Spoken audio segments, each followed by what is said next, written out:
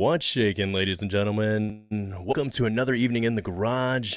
As always, we seem to be a couple minutes late, but I feel like that's how every good road trip starts. Just a couple minutes behind schedule. But the important thing is where we're going, not how we start, right? That's what we're told. Want to thank each and every one of you for coming in here to hang out. I want to give some shout outs really quick while they're still in here, because we already had people hanging out in the chat. You guys are super patient as it is. First place right here, I guess he gets a gold sticker or gold star, is Gary Voorhees Jr. He's already in here. He sits up, Big Willie. Then we got Zero Cool. He'd be getting second place for us. And then who's third? Jim. Jim who? We don't know. It's just Jim. We have Jim in here. Let's see. We have Tammy Finnegan. We thank you so much for your support each and every week here for both myself and the boys that we're all about over here, Joe and Ben. We also have Tim F. Or I think it's Elf. That's Elf, isn't it, Elf? I'm not good having wrong over there. We have Champ Campbell. Welcome. I believe you're a new member of the, is it the Space Fart Committee or something like that? To the TTSA? I might have got it wrong, guys. I apologize. That's Joe and Ben's thing. I really do apologize if I got it wrong for you. And then we also have, oh my gosh, is it Gordom85? I always feel like I say your name wrong. And then we also have Christina Bell. Thank you for coming and hanging out. The Michigan UFO Sightings and Paranormal Encounters podcast. Wayne and Michelle, you guys should check them out. They're in here tonight. Jason William. Spooky Morales. Okay, is it Spooky Morales? It probably definitely is, because that's what Dave Scott always says. But for the longest time, I always thought your name was Spooky Morals. I don't know why. I was like, is it Spooky Morals? Anyways, guys, I want to thank you so much. As always, if you have questions for Cristina, our wonderful guest tonight, the one and only Cristina Gomez. If you have questions, try and put them in capitals, the caps here, because I have a very tiny attention span. So that will help me out greatly if you guys can do that for me. Just a couple of things I want to get out of the way right off the bat. Next week, I don't have the time locked in, but I believe our guest will be Lady Anne. And her podcast, if I can get it all squared away, we're going to have to work on this because she's in Scotland. So we're going to have to work something out with the timing on this, as far as what time I start and what time she starts and all that good jazz. But she should be here, and we'll be really kicking off the spookiness of, Halloween and October and all that. And tonight we're doing that with the story we're covering as well. And that is the idea that there are some very scary things that take place that may not be the standard ghost stories, as it were, that we're used to with the, this time of the season. It's Halloween. That's what it's all about. To me, there are some very terrifying real stories, and that's some of what we'll be covering tonight with Cristina. And you guys should know her. And if you don't, I have links to all of her stuff. If you're listening to this on a podcast format, you can go back in the links. We'll have a link to her YouTube. And if you're watching tonight, you can scroll right down there, click like and subscribe, because, man, does she have a lot going on over there. And she has a ton of amazing guests, as you guys know. So let's get that out of the way. And then one other thing real quick we'll mention for you guys at the top of the hour here. Where is it? Oh, did I hide it on myself? I might have hid it. I got a lot of information in here tonight, so I had to... here we go. This is like my favorite thing to plug before bringing in the guests. It's so bad. All right, guys, we got Manscaped. Cleared for takeoff. Your balls will thank you, guys. This is something Joe and Ben are running, and I'm actually kind of excited about it for them because they reached out to them. Apparently somebody over there listens to the show and was like, hey, we love you guys. Would you please put that up as an offer? So right now, you use the code UFO Garage, all capitalized. You will get 20% off of your total order plus free shipping. So, as always, treat your family jewels like the jewels they are. Precious and worth taking care of. So if you guys would like to check that out, I also have that link in the show notes. You'll be able to use that coupon at any point in time. And I don't think I have anything else to add, so why don't we get this going? You guys know the rules. What are the rules? What happens in the van stays in the van. Alien Girl 111, What's Shaking, Wes H, thank you very much. The Unidentified Celebrity Review, oh my. We have some big hitters in here tonight, but no one as big as Miss Selena Gomez with a shake, already ready to rock and roll. What's happening tonight? Hello there. Right now I'm drinking a strawberry milkshake from Chick-fil-A, the best milkshake that there are on the planet. So I'm going for it. Very nice. Yeah. So what'd you think of that? I had Jess Rogi on last week, and she was like, I don't know how to come in and follow up a Manscaped ball commercial. And I was like, hey, Listen, I get paid thousands of dollars to do this, guys. You guys don't know that. Ben and Joe have been paying me millions. And I just got to do what they tell me. You know what I mean? So I want to thank you first and foremost, obviously, for coming on tonight, clearing your schedule. We know you're a very busy young lady. And I want to thank you for that. Coming in, hanging out in the garage and hopping in Old Blue here to go travel the cosmos and beyond. Oh, it is. I'm excited to be here. You're in your van. I'm in my spacecraft. It's called the Meridian. So let's go. 100%. Let's go 100%. hunt for something cool. I read Gary's comment and it made me laugh backstage, and it says, I once got lost in Big W's beard and I ended up having dinner with Bigfoot. Yep, he lives in his beard. And like that, Gary, that's hilarious. That's some grade A humor right there, Gary. We appreciate you. And if you guys want, you can check out. The boys have done a couple episodes with Gary before.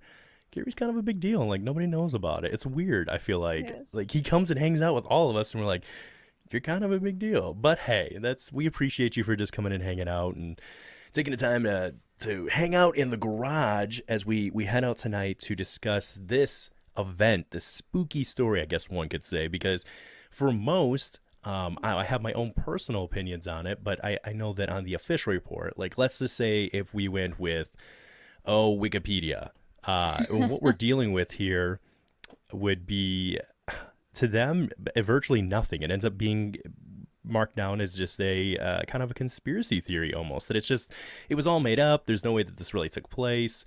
And at first glance, I could see why you would think so, because it seems so outlandish when we really dig into the details of the story. And if you guys want to, Cristina, correct me if I'm wrong, you did an episode with Jimmy, episode 16. Was it episode 16 that you did with Jimmy on this? You're better with numbers than I am. Okay, So I'm gonna take your word for it. But okay, yes, as long as you're not offended. No. But yes, I did do a show on the Colares event in Brazil, and before the show, I didn't hear about it. I didn't know much about the story. But then after research, I mean, because I spend hours, if not days, doing research for all of my shows, and even guests that I have on, I have to do a lot of research so that it is cohesive and coherent. And I was so blown away by the story because it sounds like something out of a sci-fi movie. It just does not sound real. And I'm really excited to talk about it with you today and get in some other details that maybe other, like when you're reading it, it might not be covered. And the Colares episode was episode 16. So if we wanted to get technical, it's episode 16. Is it? It was? Okay, yes. Okay. You were good. My memory served me this time. Oh my God, this is amazing. The main thing is, I guess, when you think about it, because listen, I know Wikipedia is like, it's whatever. I understand that. I know anybody can go in there and edit and change things and it gets approved and all that good stuff. But I always feel like Wikipedia is the good spot, because I know that that's where 90-ish% of the general public's going to go, right? I'm not saying that that's where everybody's going to go, but when they do a Google search, and let's hit on that just really quick before we really dive into tonight's episode and what we're going to be discussing, is that what you do with your show currently is reaching, let's say, the younger generation or the new generation that just has not heard these stories. I mean, that's one of the things you focus on your channel. Obviously, guys, I do have the links to that in the bottom here too, but let's get that out of the way for you. Tell everybody, just in case they have not heard about you, just a little bit about what you're doing with your channel and where they can come and hang out and support you. Yeah, so my name is Cristina Gomez. You can find me on YouTube with that exact same name. And I have 2 shows going on. There will be a third one coming up. But the first one is called Mysteries with a History, that always goes live on Tuesdays. And it talks about topics that kind of fall under the umbrella, under the strange and the paranormal. So it's not just UFOs, but I will somehow try to link certain stories into UFOs if I can. And then I have another show called Shifting the Paradigm, where I interview UFO researchers and enthusiasts. Another one is coming up and I'm really excited for it. It's called Strange Paradigm, and it will be more of an open panel live talking about experiences and even certain topics that people know a lot about, but this one's going to be very open and very public. So I am excited for it when it launches, which will be pretty soon. Nice. Yeah. Oh, and oh, sorry. No, go ahead. No, you I already told you. That's another thing, guys. I almost had to cancel on poor Christina. I was like, "There's no way I can't do this," because yesterday my voice was like gone. I had no voice, and I was like, "I don't know if I'm gonna be able to do this." So she's gonna carry us through. I'm gonna jump in where I can. But if I sound different to you tonight, that's why. I don't know what happened. Too much yelling with my kids, I guess. I am my fourth kid for my wife, so I'm probably just as guilty as they are. But Oh, that's uh, funny.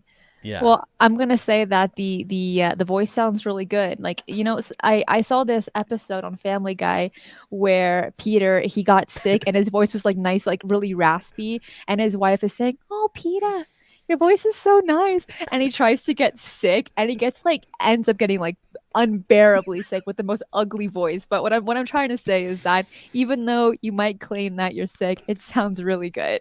Oh, there we go. That's just so funny too, because I'm picturing his voice in my head. It's that like high pitched, like I don't know, nasally almost sound to his voice. So to not hear that would be hilarious. Oh my gosh. I have Um, all the memes. They're all stored in here. I know this is a total side note, but today I actually go for watched it. a video of why is Gen Z humor so obscure? Because it's so different from like all the other generations' sense of humor. And I'm watching it and I'm like, wow, now everything makes sense. And I have all of these memes are just stored in here that I never use on camera, but at home on my own.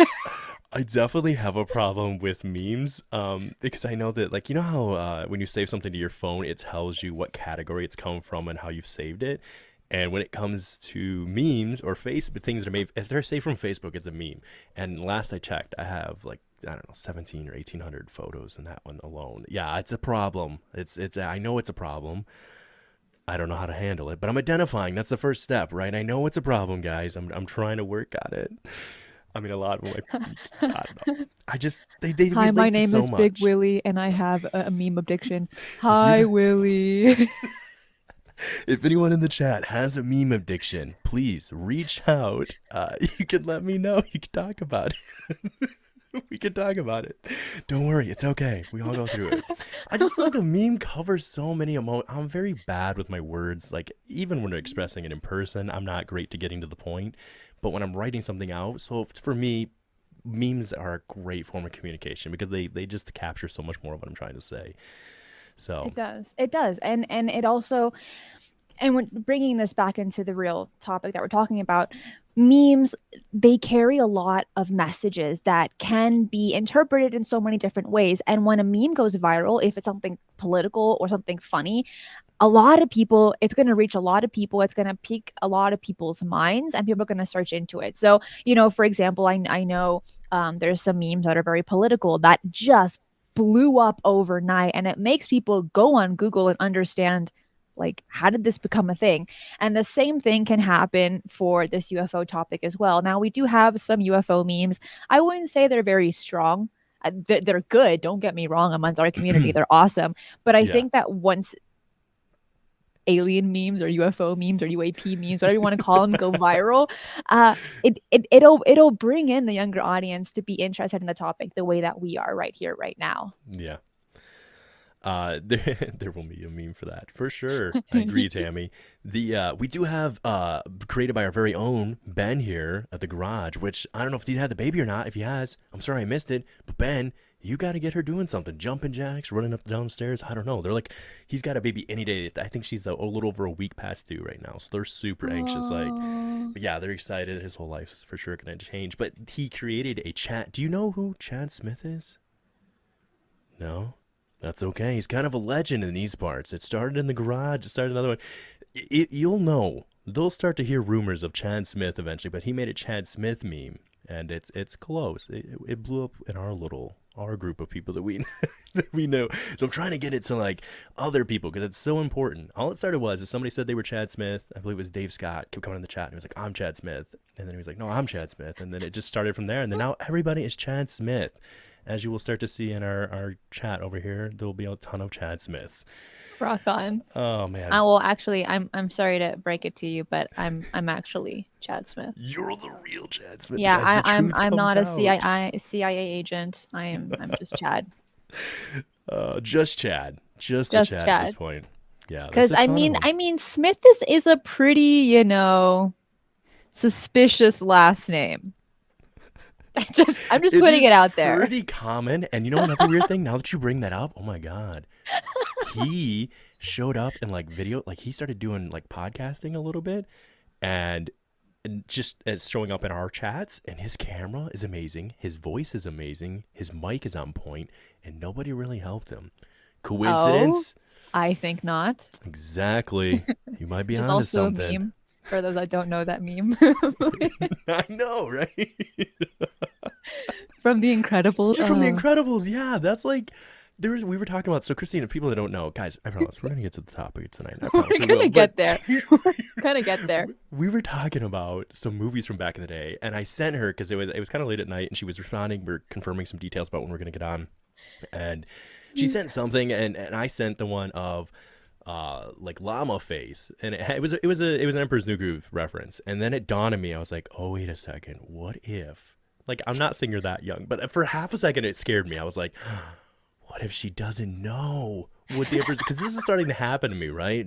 I've mentioned I turned 30 this year finally, and I'm accepting it. My wife, she doesn't believe it. She's not quite 30 yet, but she's in denial. But she's starting to realize that there's people like her younger sister who don't even know like famous people that she knows. She's like, what?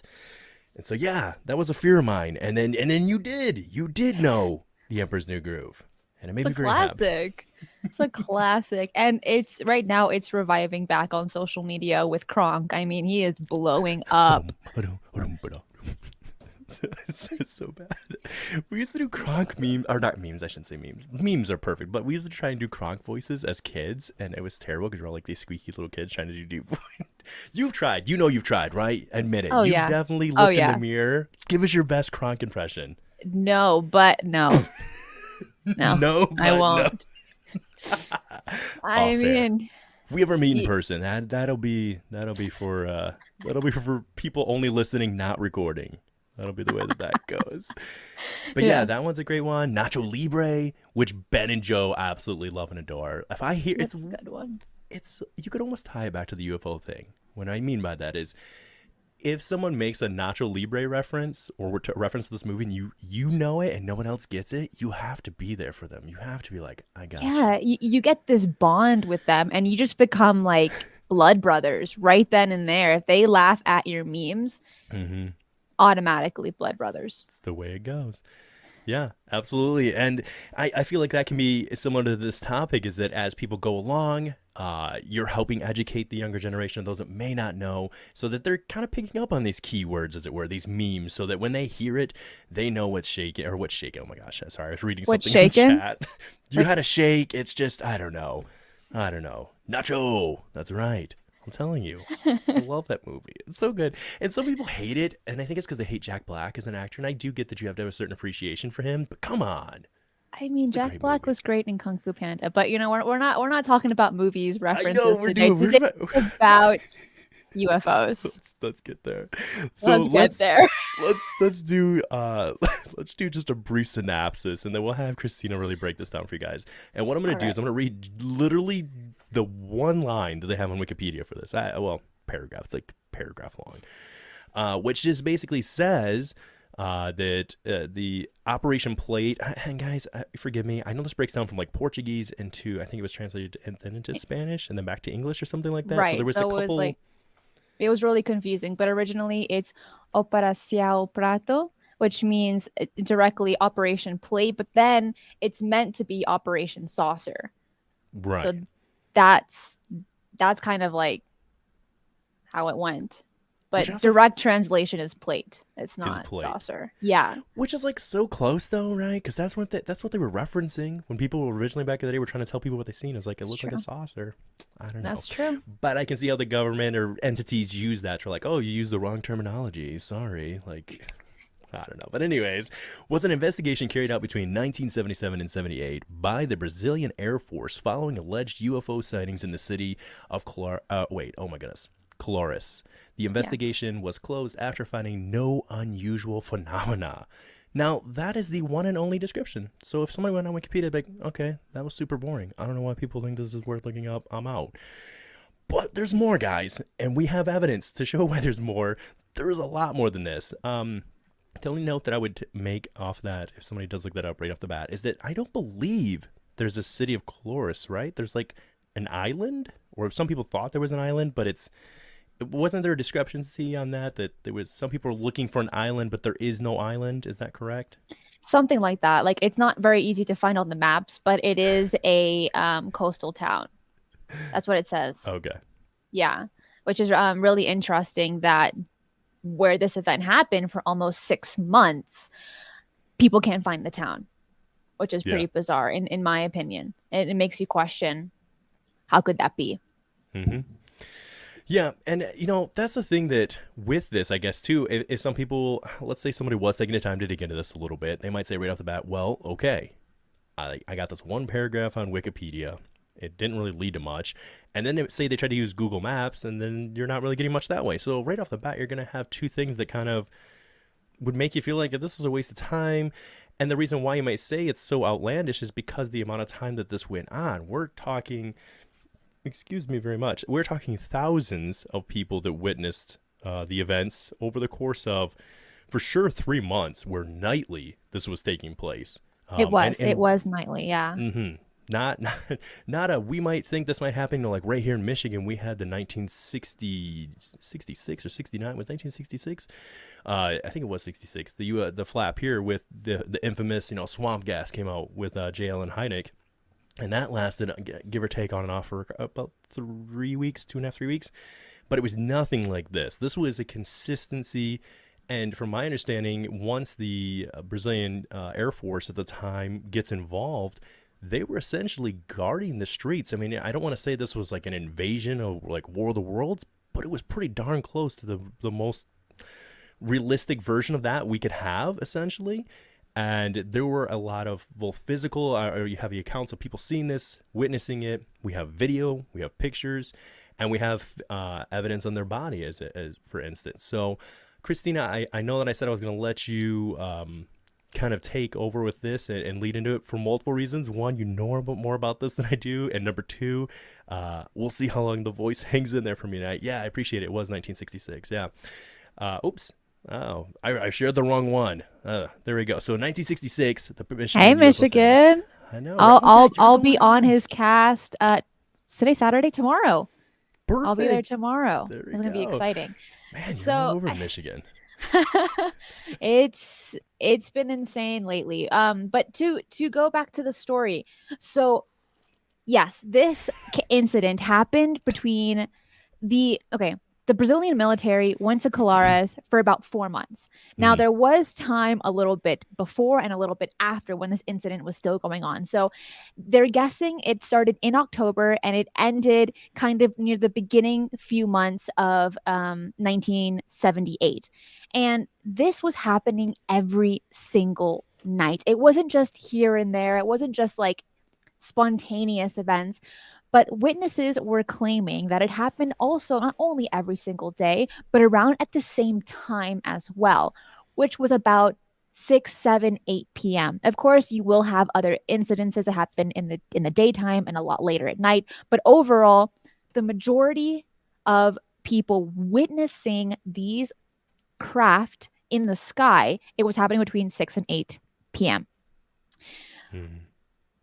At first, these people, they're fishermen by nature, and that's how they make the majority of their income in their town. So they don't really know a lot about other things. Sorry, I shouldn't say it like that. But what I'm trying to get at is these were very simple people, and they just knew that if they fish, they eat, and they live a happy, nice life. A very, very quiet town. And then in October of 1977, it just went haywire. These people were scared out of their minds. And you might ask, well, what were they scared of? What actually happened in Colares in 1977? Well, multiple craft were seen in the sky. They have these beams come down from them in multiple different colors. Some were blue, some were green, and some were yellow. And they would penetrate through the roofs, through the walls, through the ceilings, through the windows, everywhere. And it would paralyze these people as soon as the light touched them. And in some cases, the reason to why these people were not only horrified about being paralyzed, because no one wants to be that way, but for some of these witnesses, these lights also carried some kind of needle that actually punctured their skin. For the women, it was near the chest area, near the breasts. And for the men, it was near the jugular, around the neck area. And that's mortifying. And Mm-hmm. these puncture wounds were about between 2 to 3 in the exact same area. Later on, there were people attempting to debunk these puncture wounds, saying that there's no way that a beam of light could possibly do this. That's simply impossible, especially during this time period.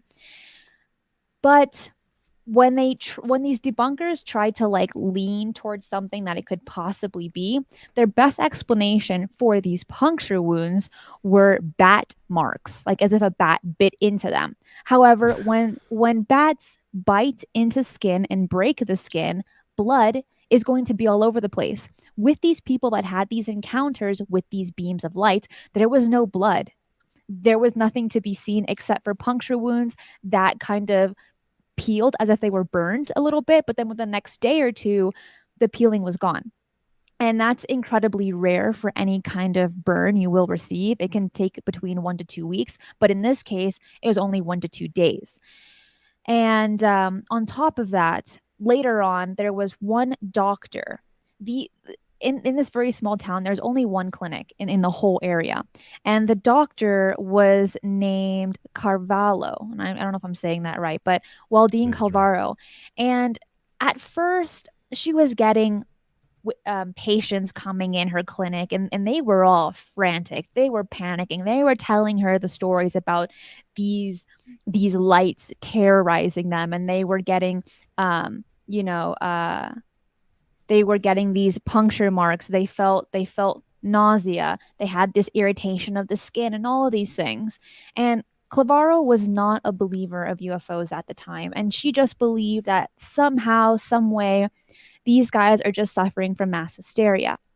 But as more and more people were entering her clinic, she simply could not push off that possibility that all of these people, she had a total of about 40 people coming into her clinic saying the exact same thing, having very similar symptoms.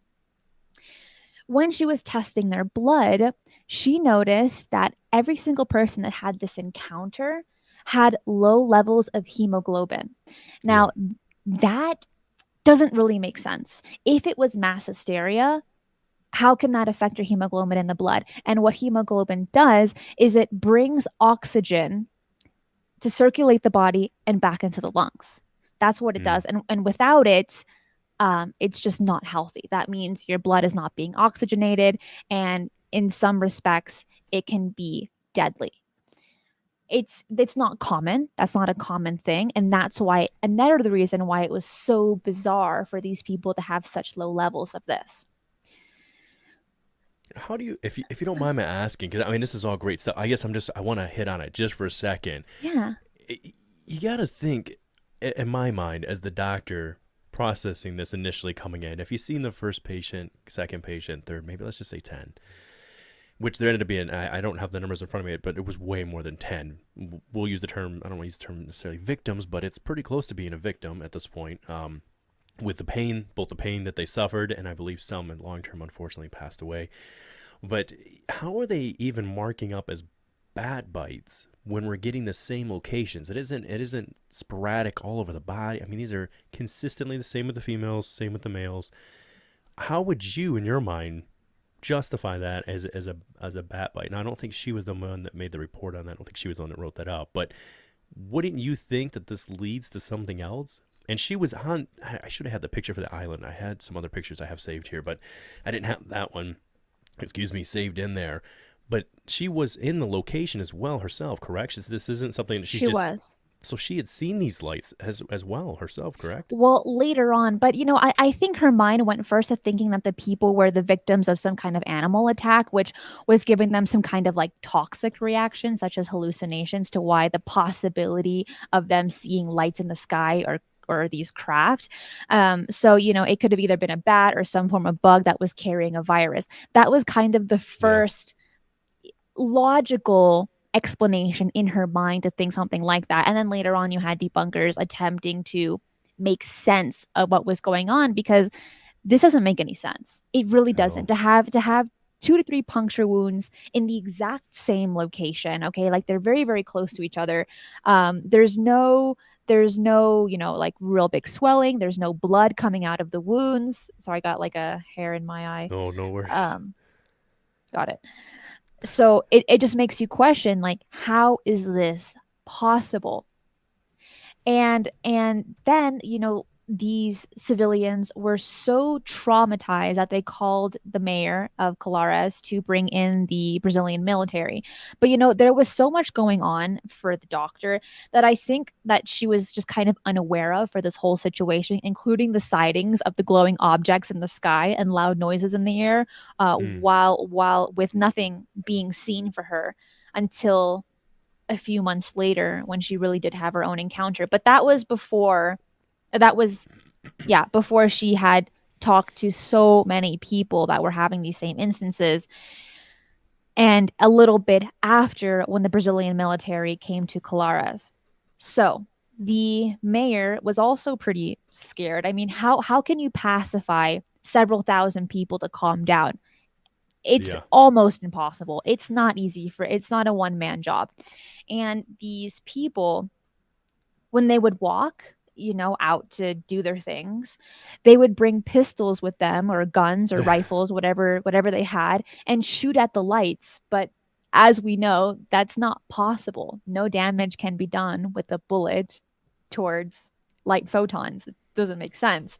Darn it if they weren't trying, though. They were throwing some lead, I guess. I mean, look, it's scary, and all of us want to protect ourselves. We all want to protect our families, and we will do whatever it takes, even if it's irrational, to attempt to obtain survival. And these guys, when they were going from one place to another, they would travel in groups of 50 or 60. The women and children, they would all sleep together as well in the same bedroom, because they were that scared. And there were many, these people are also very superstitious, okay? These people are very religious. So the rumor was that it was some kind of witchcraft at first. And there was a lot of panic in the area, and the police and mayor had no clue what to do, and it's very difficult to fight against religious beliefs. You can't just casually do it. There has to be some kind of path you need to take in order to best bring the information to those that might have a very religious mindset. And for people in a really, really small town, they're gonna have this kind of mindset.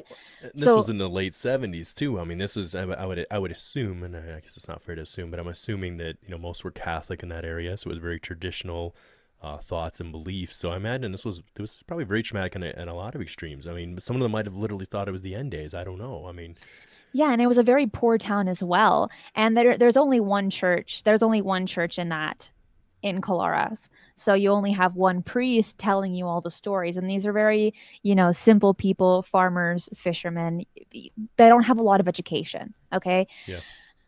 So you're going to jump to religion more than science, because that's all you know. And with this, they brought their pistols and they tried to shoot at these lights, because they simply couldn't explain what was going on. These lights that were creating these puncture wounds in the body, some people claimed that it was actually sucking the blood out of their body, which this incident got the nickname Chupa Chupa, which means sucker in Portuguese and also in Spanish as well. That's where the Chupacabra thing came into play then? Well, the Chupacabra, to my knowledge, originated not in Brazil, but near Central America. Okay. But it's very similar. It's very similar. That creature as well. And I know Creepy Little Book is here. Pete, he did a show on the Chupacabra a while back, and he killed it on the episode. So he'll know about it a little bit better than I do. So please correct me if I'm wrong, Pete, if you're still here. But briefly on the Chupacabra, this creature sucks other beings dry, completely dry, with no blood left on their body. With this craft, it was called Chupa Chupa merely because these people felt like some of their blood was being taken from them, but there was really no proof to Hmm. go ahead and verify their claims except for the lack of hemoglobin in their blood. That's a What that's all they got. I'm trying to remember. And if you already said this, I apologize. So, guys, if I'm about to say something she's already explained, I really do apologize. But hemoglobin, and that's the carrying of oxygen, generally speaking, right, throughout the Right. body. I mean, that's got to indicate something, even if it was malaria or something that like a disease that doesn't generally. See, I don't know enough to make that statement, but I guess I would be interested to know if malaria or some other disease could hinder or kill the hemoglobin somehow in your blood flow or your bloodstream.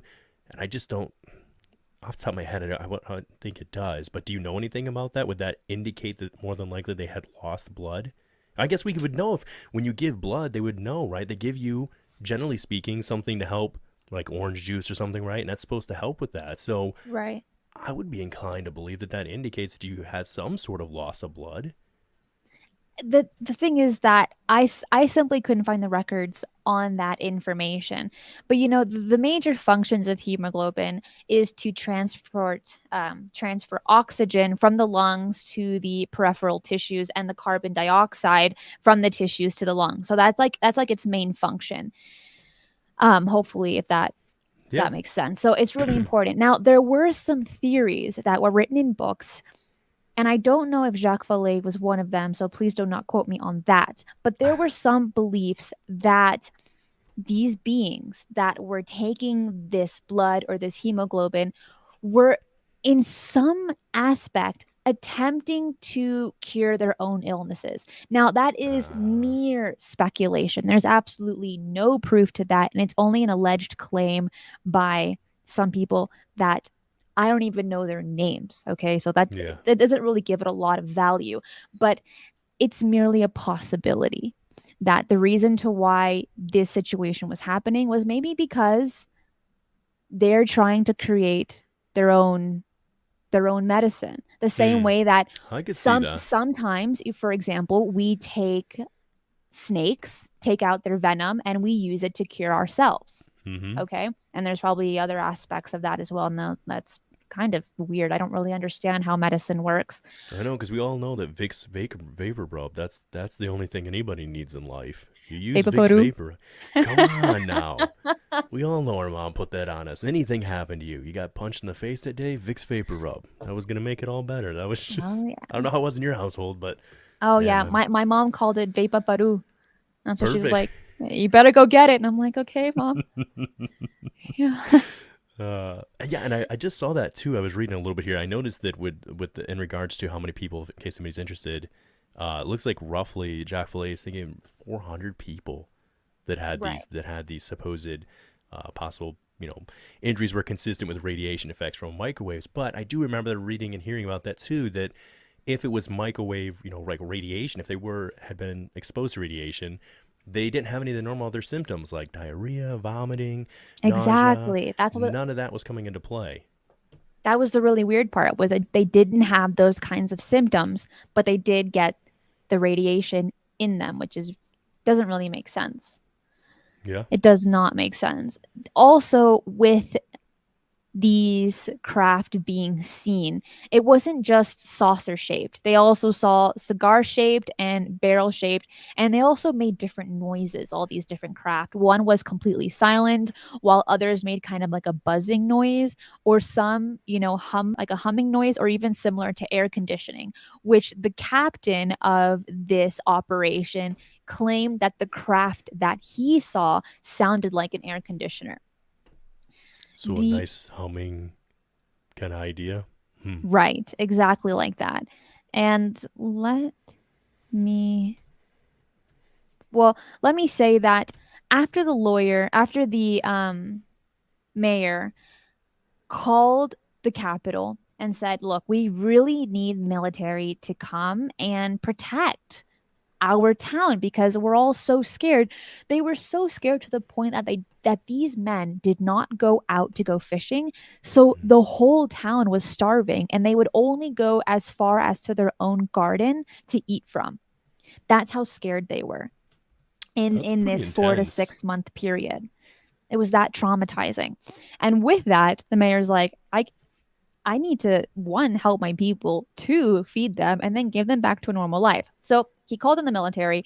And instead of the Air Force bringing in weapons, like machine guns and like tanks and all this, they just bought cameras and they brought video recorders and they brought paper. And that was their weapons. That seems so, but let's just address that for a second. Does that not seem a little peculiar? Just a little. It's They the were not happy. military. They were not happy. The people of Colares were pissed. They were like, "You're meant to be protecting us, and you're going to do it with what? A sheet of paper? Give them a paper cut? I mean, come on. That's not that scary." Like, guys, we're just here to track and observe. Go out there. Go let them suck your blood, and we're going to figure it out. Some of you, that's like Lord Farquaad in Shrek. Some of you may die. God, all right, I'm done making video references, guys. We're serious here, all right? Shrek is a great movie. Continue on. So Lord Farquaad. as soon as the Air Force entered, they first stopped at the clinic to talk to Dr. Clavaro to see, well, first to see, if she's having these encounters with people coming in and talking about this. But they didn't actually want to hear what she had to say. Instead, they told her, "We want you to tell everyone that it's mass hysteria. Put everything under wraps. I don't want to hear anything.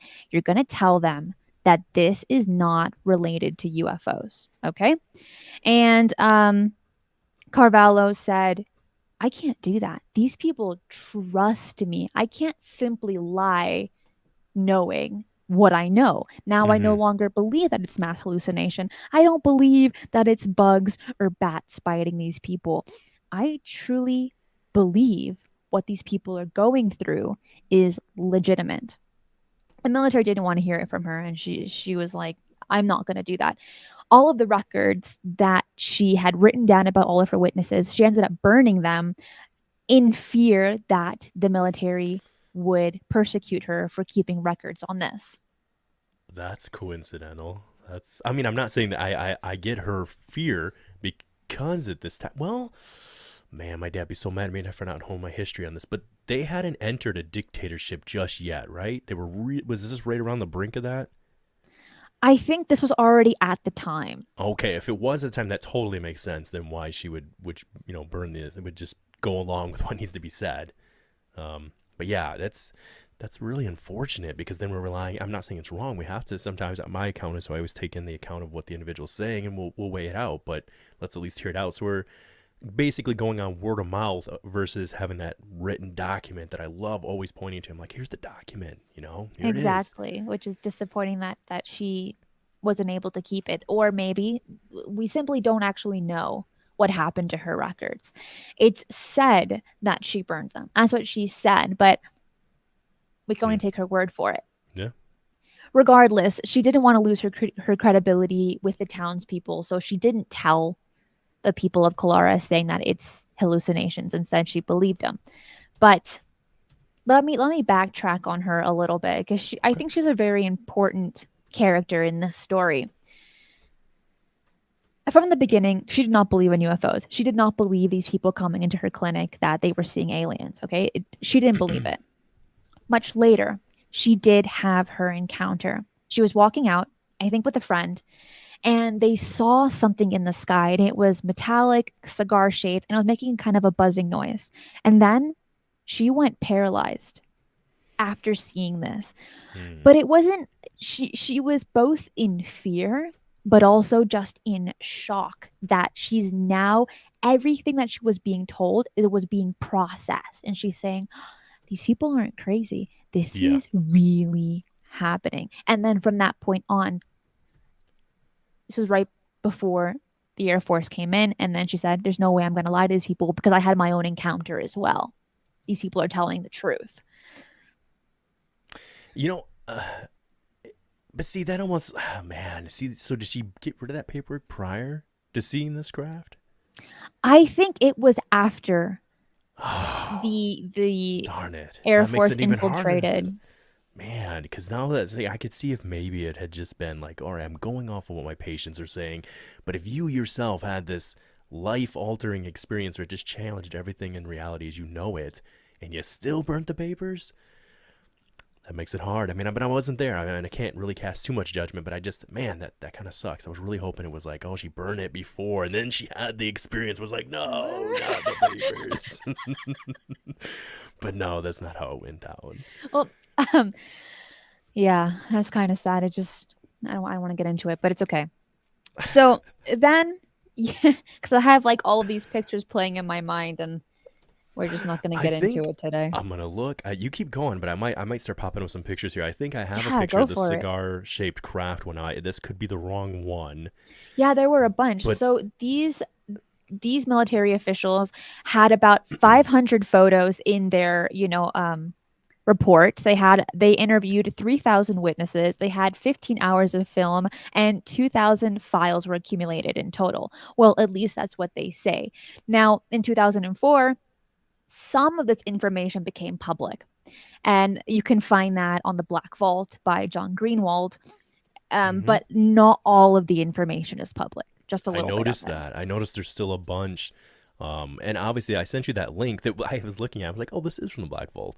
I'll make sure there's a link to that as well. I think there's already one in there, but if there's not, I'll make sure that it is in there because there are a lot more pictures in there. There's a lot more detail, you guys, if you want to go just super in depth on this, because I really think it's one of those subjects that you would need a couple parts on. It'd be like a couple part series, and Yeah, you'd and the need to break majority it of up. it oh, yeah, and the majority of it is, witness accounts. Like, the Yes. majority of the, report that is on the Black Vault, hmm which is But as you guys awesome. can see, I know that probably looking at these pictures, we're going, my God, come on, really? We're going to share pictures like this again? But you have to understand, these are pictures that are being taken in 77, 78, at night. I dare you to go out right now, any one of you in the chat. You go out there and you take a picture. If you can find the moon, I don't think it's full right now. It's not out there. But if we had a full moon, go take a picture of that sucker.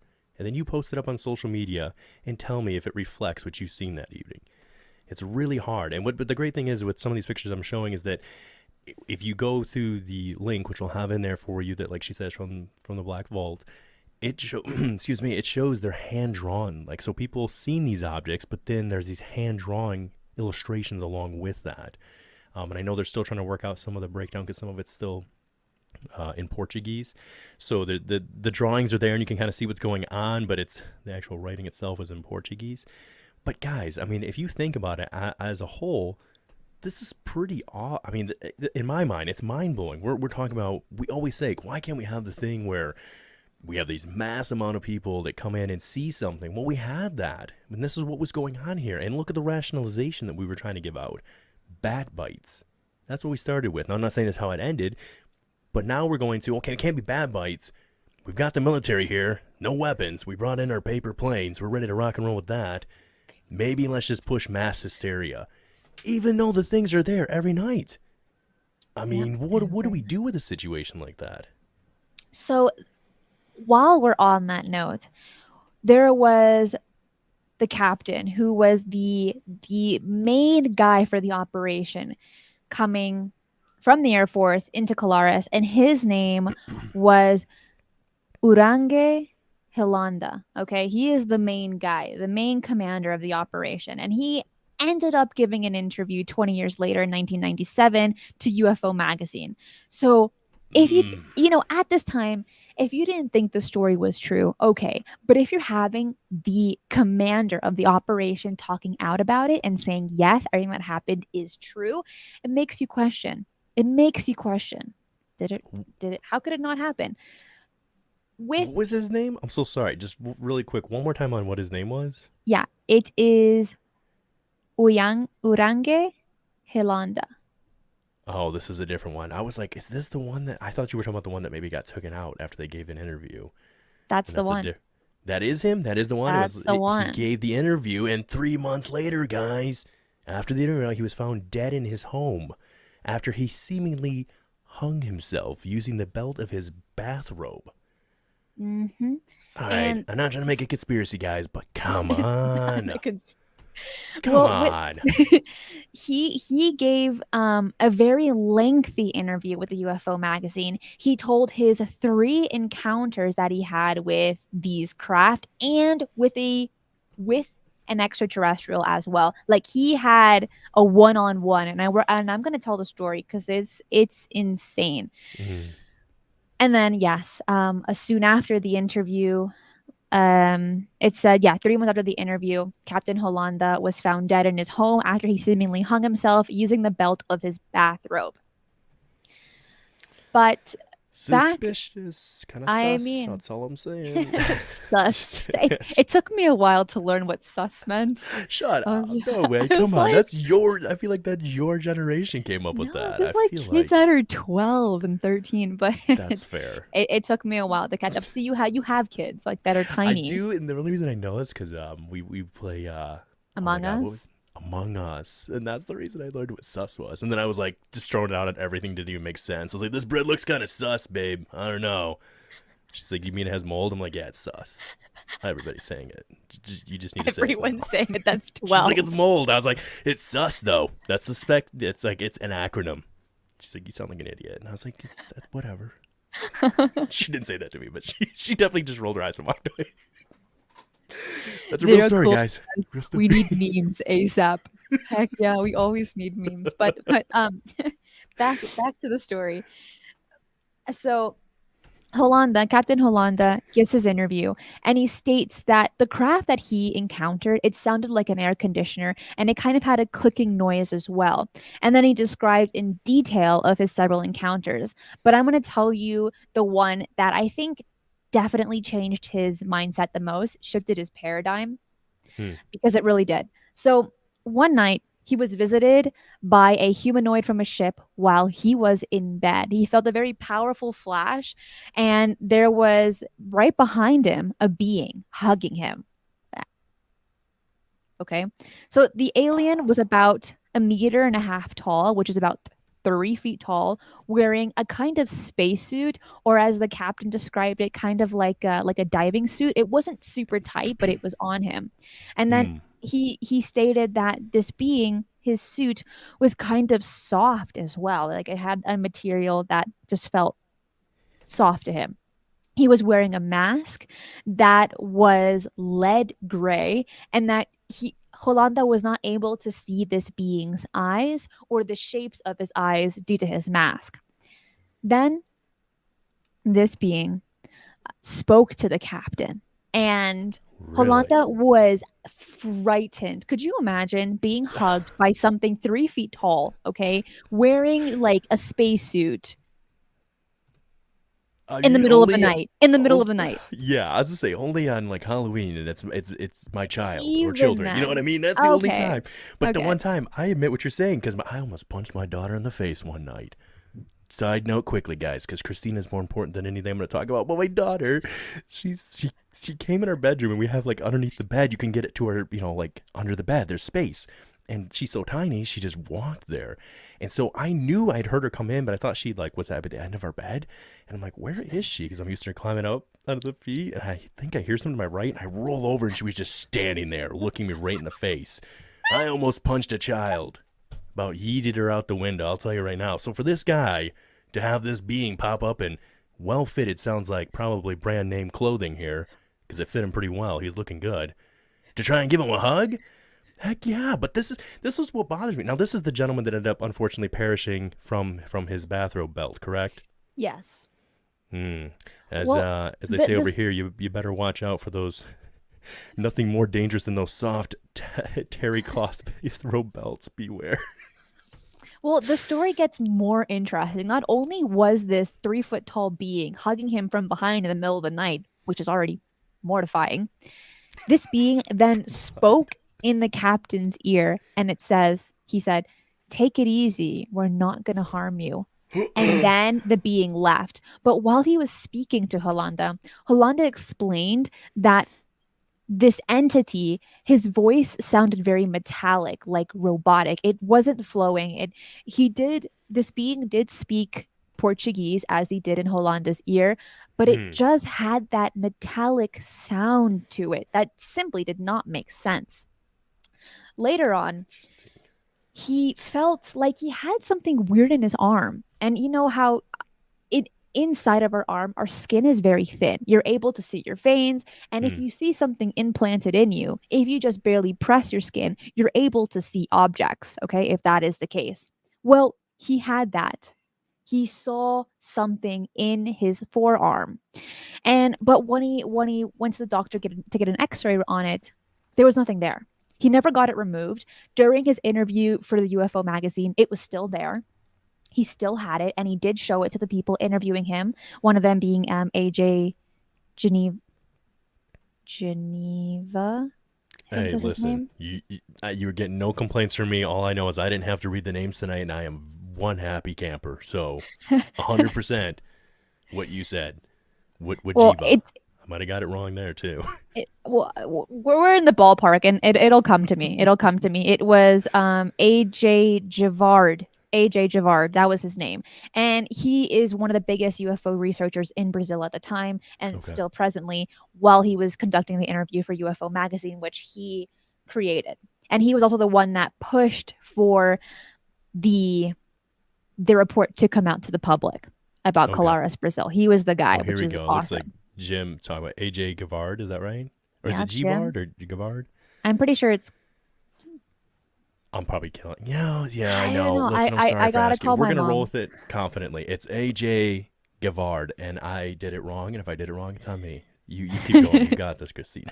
So we have this little alien does this. Now he's recognizing he thinks he might have an implant, kind of Terry Love situation going on here, maybe. Right. Okay. And and he had several other encounters, just some of them just actually just seeing the craft, but this one he was having a one-on-one with this being. And that's why, excuse me, when he was giving this interview, a very, very lengthy interview, it was many, many, many hours. He was saying, I don't want to die with this information. I believe everyone needs to know the story. Everyone also needs to know my encounter. I had to deal with these men, the men that were under me, to tell me the stories that they were having as well. A lot of Hmm. the military that was in Colares during this time, they had their own encounters as well. Now, they did not go on the record for it, or if they did, it's not public information because, as we know, that report interviewed 4,000 witnesses. We only got a few hundred, if that, probably less than that, to the main public. So we don't actually know if Hmm. any of the military officials were interviewed and documented. But from Captain Hollanda's interview, he did say that his men were traumatized of what was going on. You can imagine.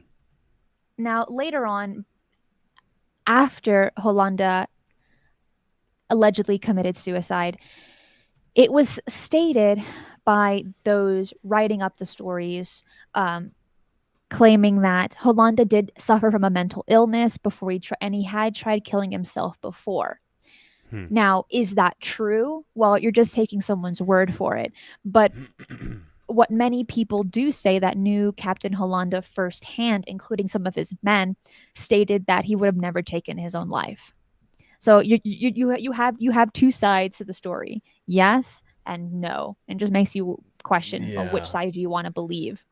but and if I'm getting the dates wrong here, I apologize. But I thought he committed suicide much lately, 97 or something, right? It was like Right, two it was in decades later. 97. No, yeah, so he had given the interview in 97 by UFO Right. magazine. 3 months later, yes, he Three passed months away later. So from the interview, but that was 2 decades after the incident.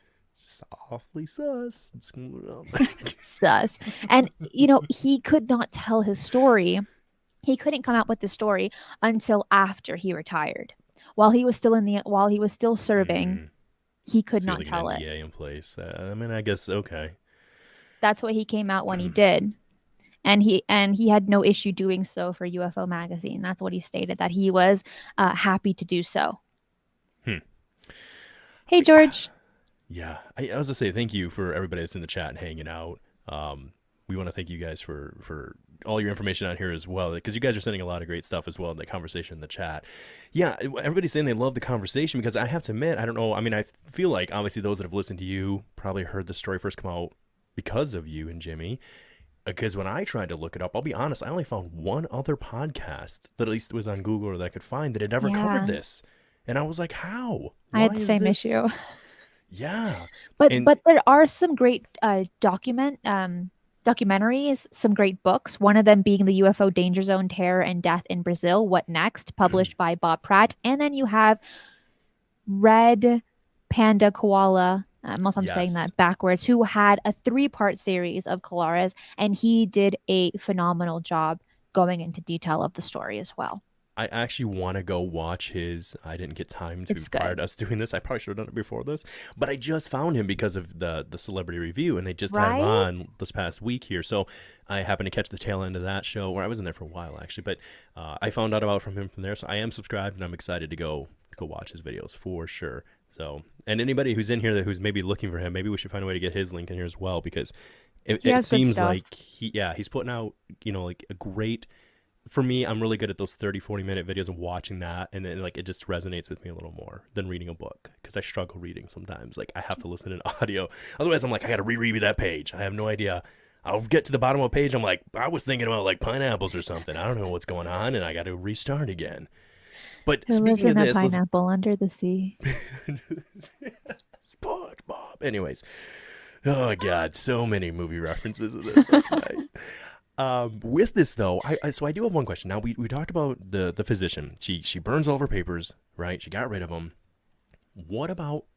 It's alleged, unless you have new information, it is alleged to believe that there are, I believe something like you named it earlier. How many 3,000 photos roughly or something like that, and like 500 photos, and I forget how many hours of video.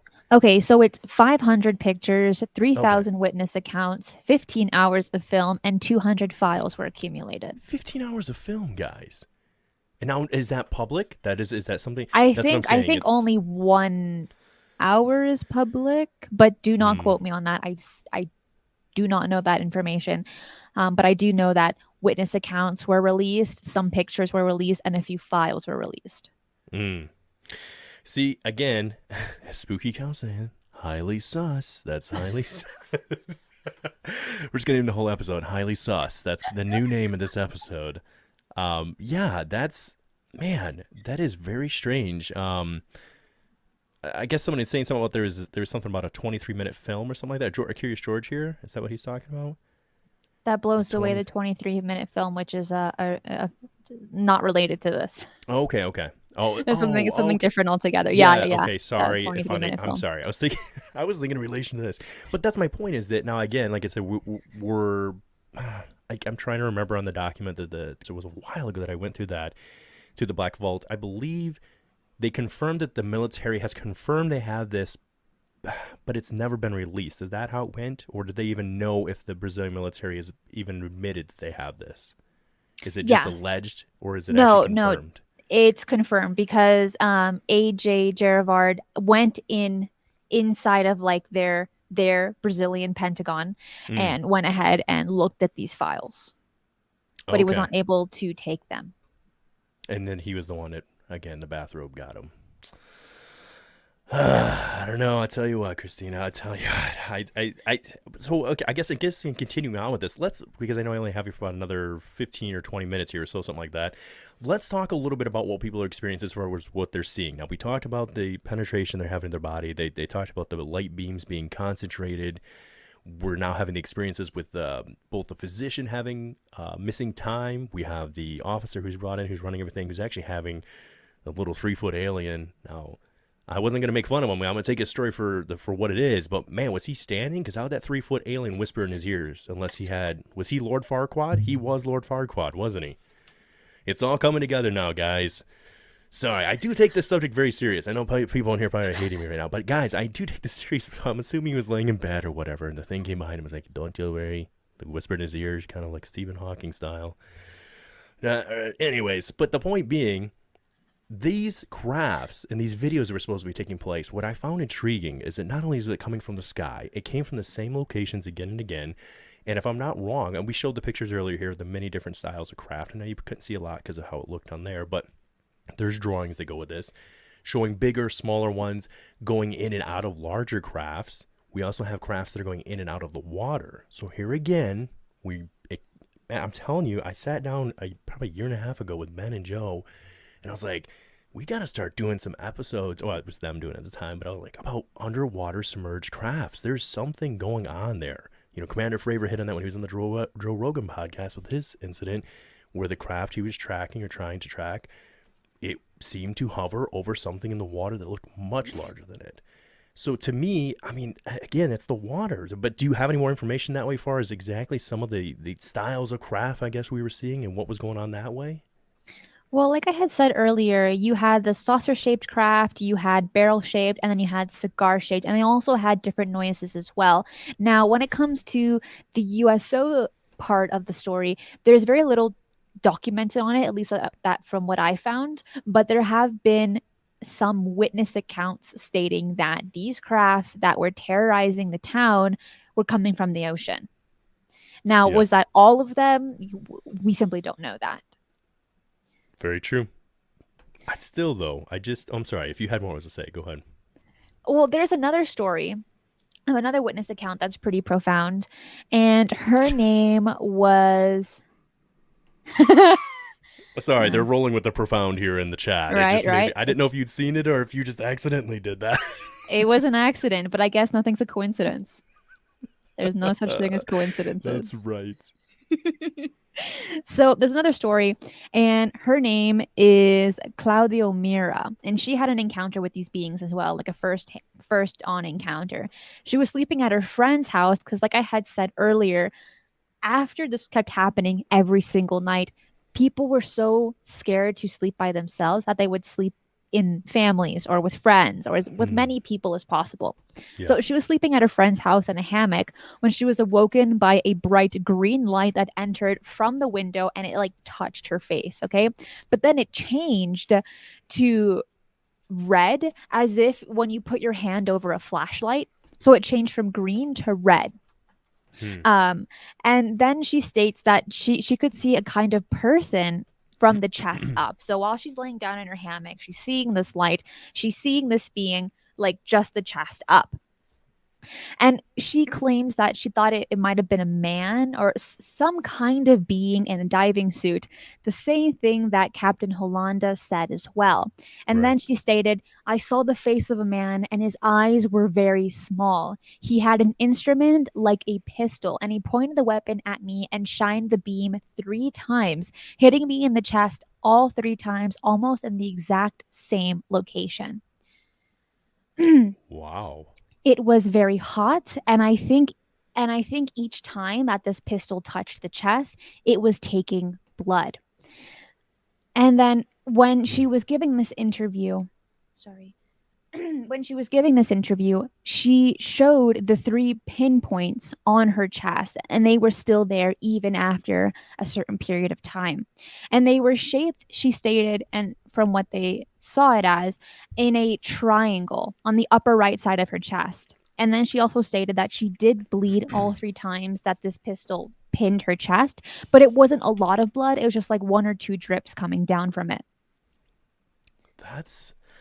And this was in the interview with Bob Pratt in the book that I had mentioned a second ago, UFO Danger Zone, Terror and Death in Brazil, What Next? And this was published in 1996, so 2 decades after the incident.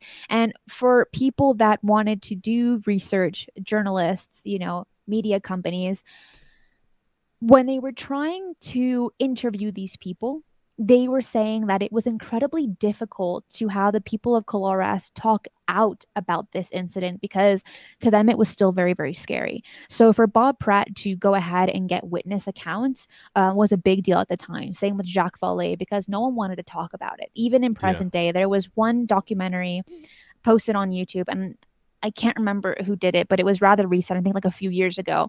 And even in the 21st century, people are still having issues having witnesses or family of witnesses talk out about it that happened in 1977. So to this day, anybody who might have been there as a small child or an actual eyewitness, they're still having issues to this day? Right. There's very few people that will talk about it that believe that it needs to be told, this kind of story. Then with Bob Pratt, when he asked Claudia Mira a little more about why she thought these this pistol was extracting blood from her chest.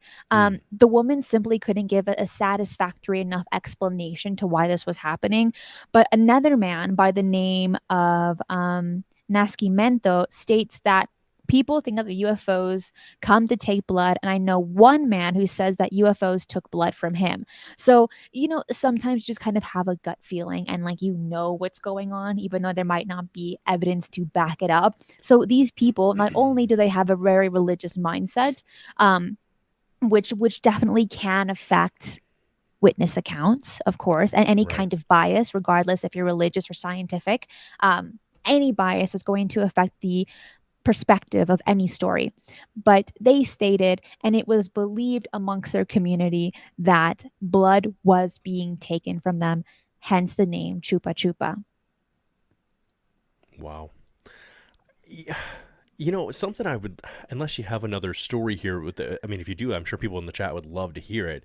I mean, were there any more firsthand accounts of this nature that came out of this that we know about? There are a bunch on the Black Vault website. If you look up Okay. Apareció Plato, um, I can look them up and read them, but I do Oh, no not worries. That's because okay. I was gonna those say, I few were know. like my favorite. Those I think those were the most compelling stories out of all of them I read, because a lot of these witness accounts are just stating that they saw craft in the sky, Right. but actually getting a one-on-one is very different than Yeah, just it's seeing it. terrifying. I mean, that's, and the Jim here, like he said, oh man, it keeps every time I go to share one, it like moves on me. He says, I think I would have a heart attack and die if I ever saw a real life alien. I mean, I don't know, Jim. I mean, Well, maybe you there have were and you just two don't know. deaths. But There were that's what I was gonna two hit on. That's deaths. my next question was, let's talk about because that was one thing I heard like a little bit of information related to it, and they had the numbers way off. They're like hundreds died, and I was like, what?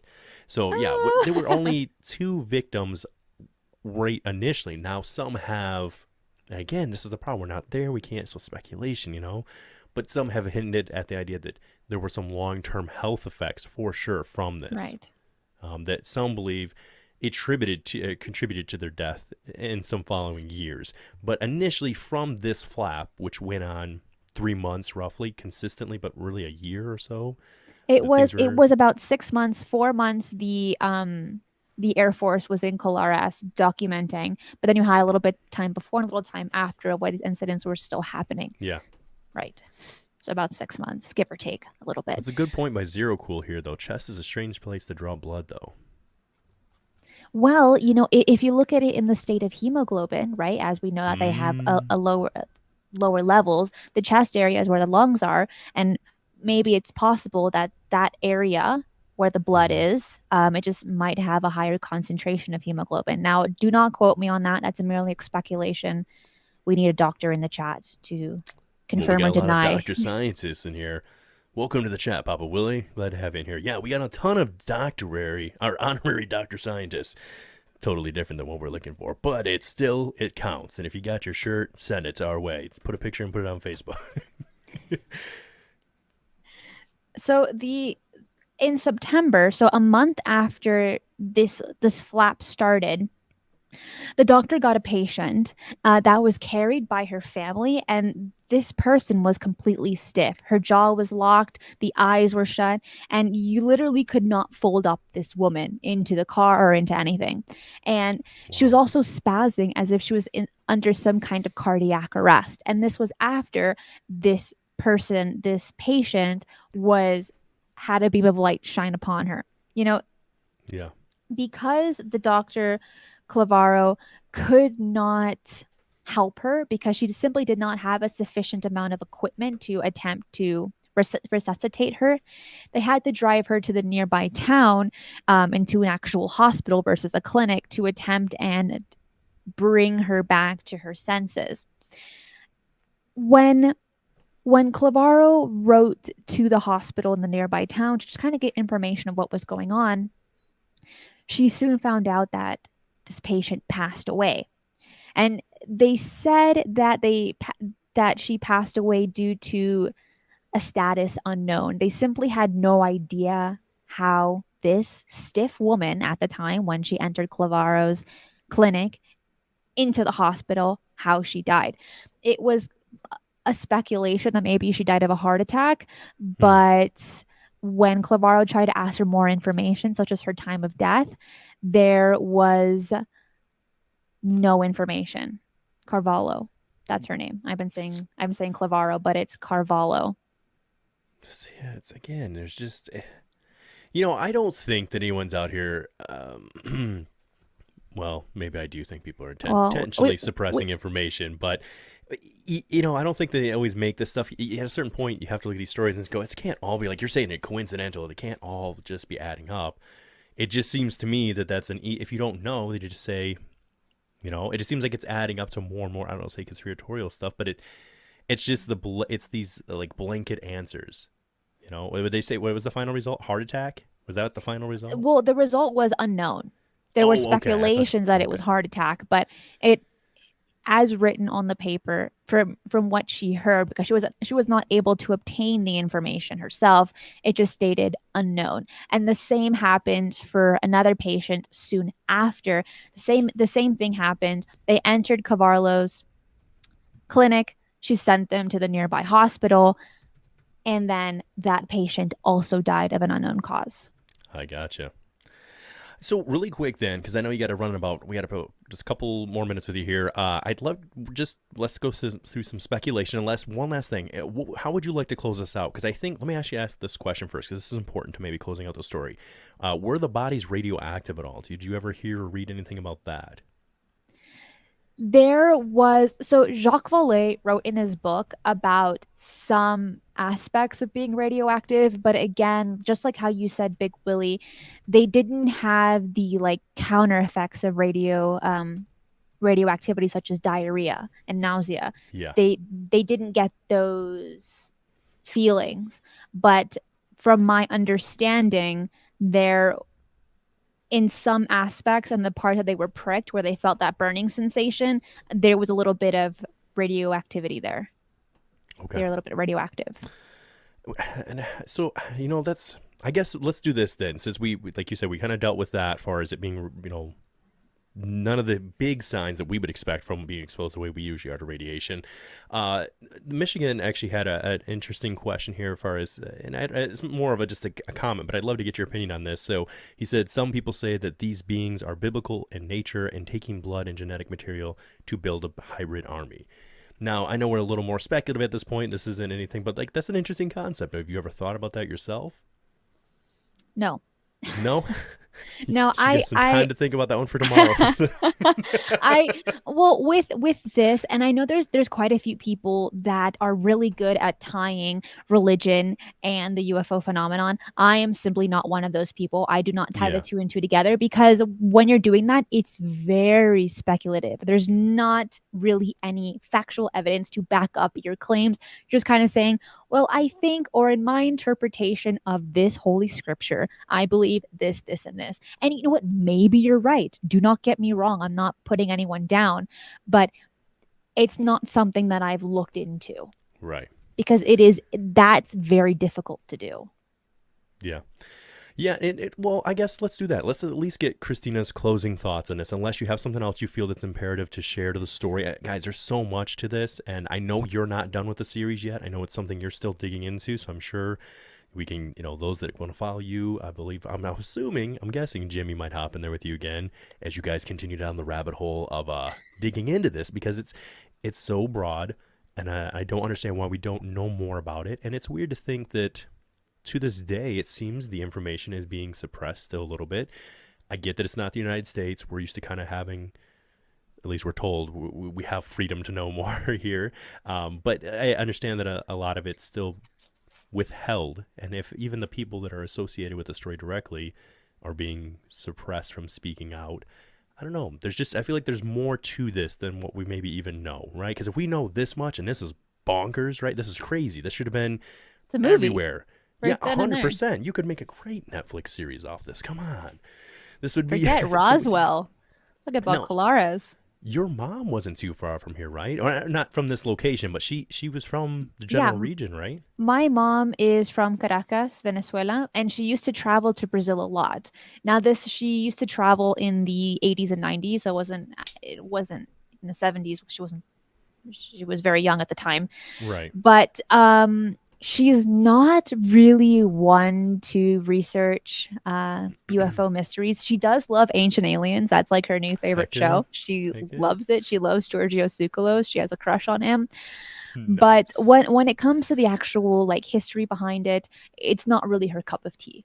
And she also has I no gotcha. idea that I'm doing this. She doesn't know that I talk I about heard. I heard UFOs. about that. It's gonna come out. It's gonna come out one day, Christine. She's gonna know. She's gonna be what? What's going on? I tell you what. No, Yeah, the first question she would ask is like, "So, can I have Giorgio's contact?" yes. I was gonna say that's all you gotta get for her for Christmas one year, and she'll be one happy lady. And from my understanding, I know that there's some people that could probably make that happen. So we'll see. Maybe we can make your mother's Christmas wish come true with Giorgio. We'll After see.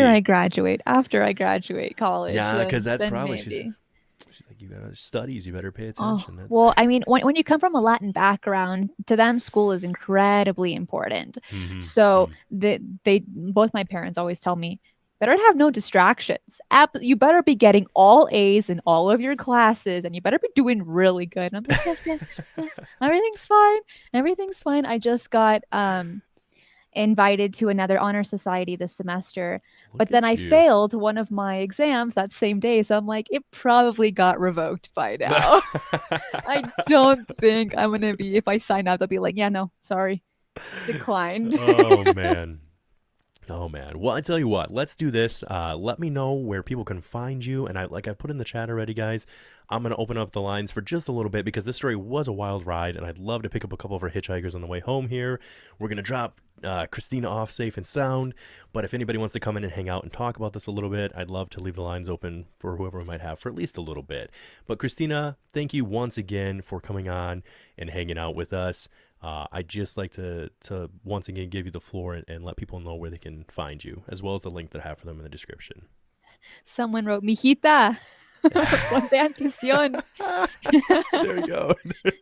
I mean, you know how it is. That's exactly how I'm addressed. Mijita, Mm-hmm. conejita. Same thing. So you can find me on YouTube at Cristina Gomez. I have a show coming up on Tuesday, which is going to be Bob Lazar Part 2. The Oh yeah. first episode was so heated.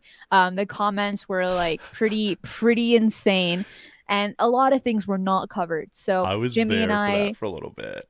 I Jimmy and didn't I are even going to be covering comment. part 2. Oh my dude, I couldn't even read the comments. I I was like, I'm was gonna get so distracted because people are very one side or the other. And with my show, for those yeah. that are new, I do not give my opinion or my bias on what I talk about. Of course, right here, right now, being funny and like goofing around is great. But on my show, I try to keep it informative to give Mm, people information and versus goofing around, which I love doing, but I don't do.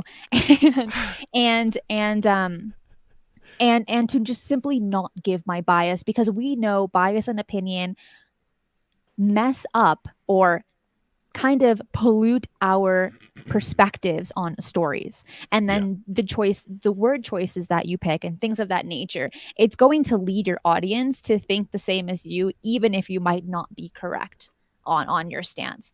So I have a show coming up on Tuesday which is going to be about Bob Lazar. Then you can find me on Twitter at eyes_on the skies, where I'm like the most active compared to all my other social media platforms. After I post all my updates and stuff.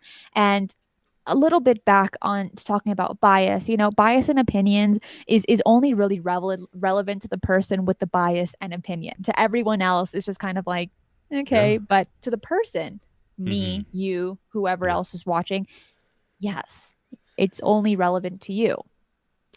Then I have Facebook. You can find me at Cristina Gomez. I also have a Facebook group where people can share Mm-hmm. all of their content as well. BigWilly, I know you're there. Yeah. Which it's growing really fast, and I'm honestly shocked at how fast it's growing, everything. And then also all of my podcasts are also in audio format in all the places where you can find them: Acast, Spotify, iHeartRadio, all of those things. So and big things are coming. I have Oh yeah. cool projects coming up in the near future.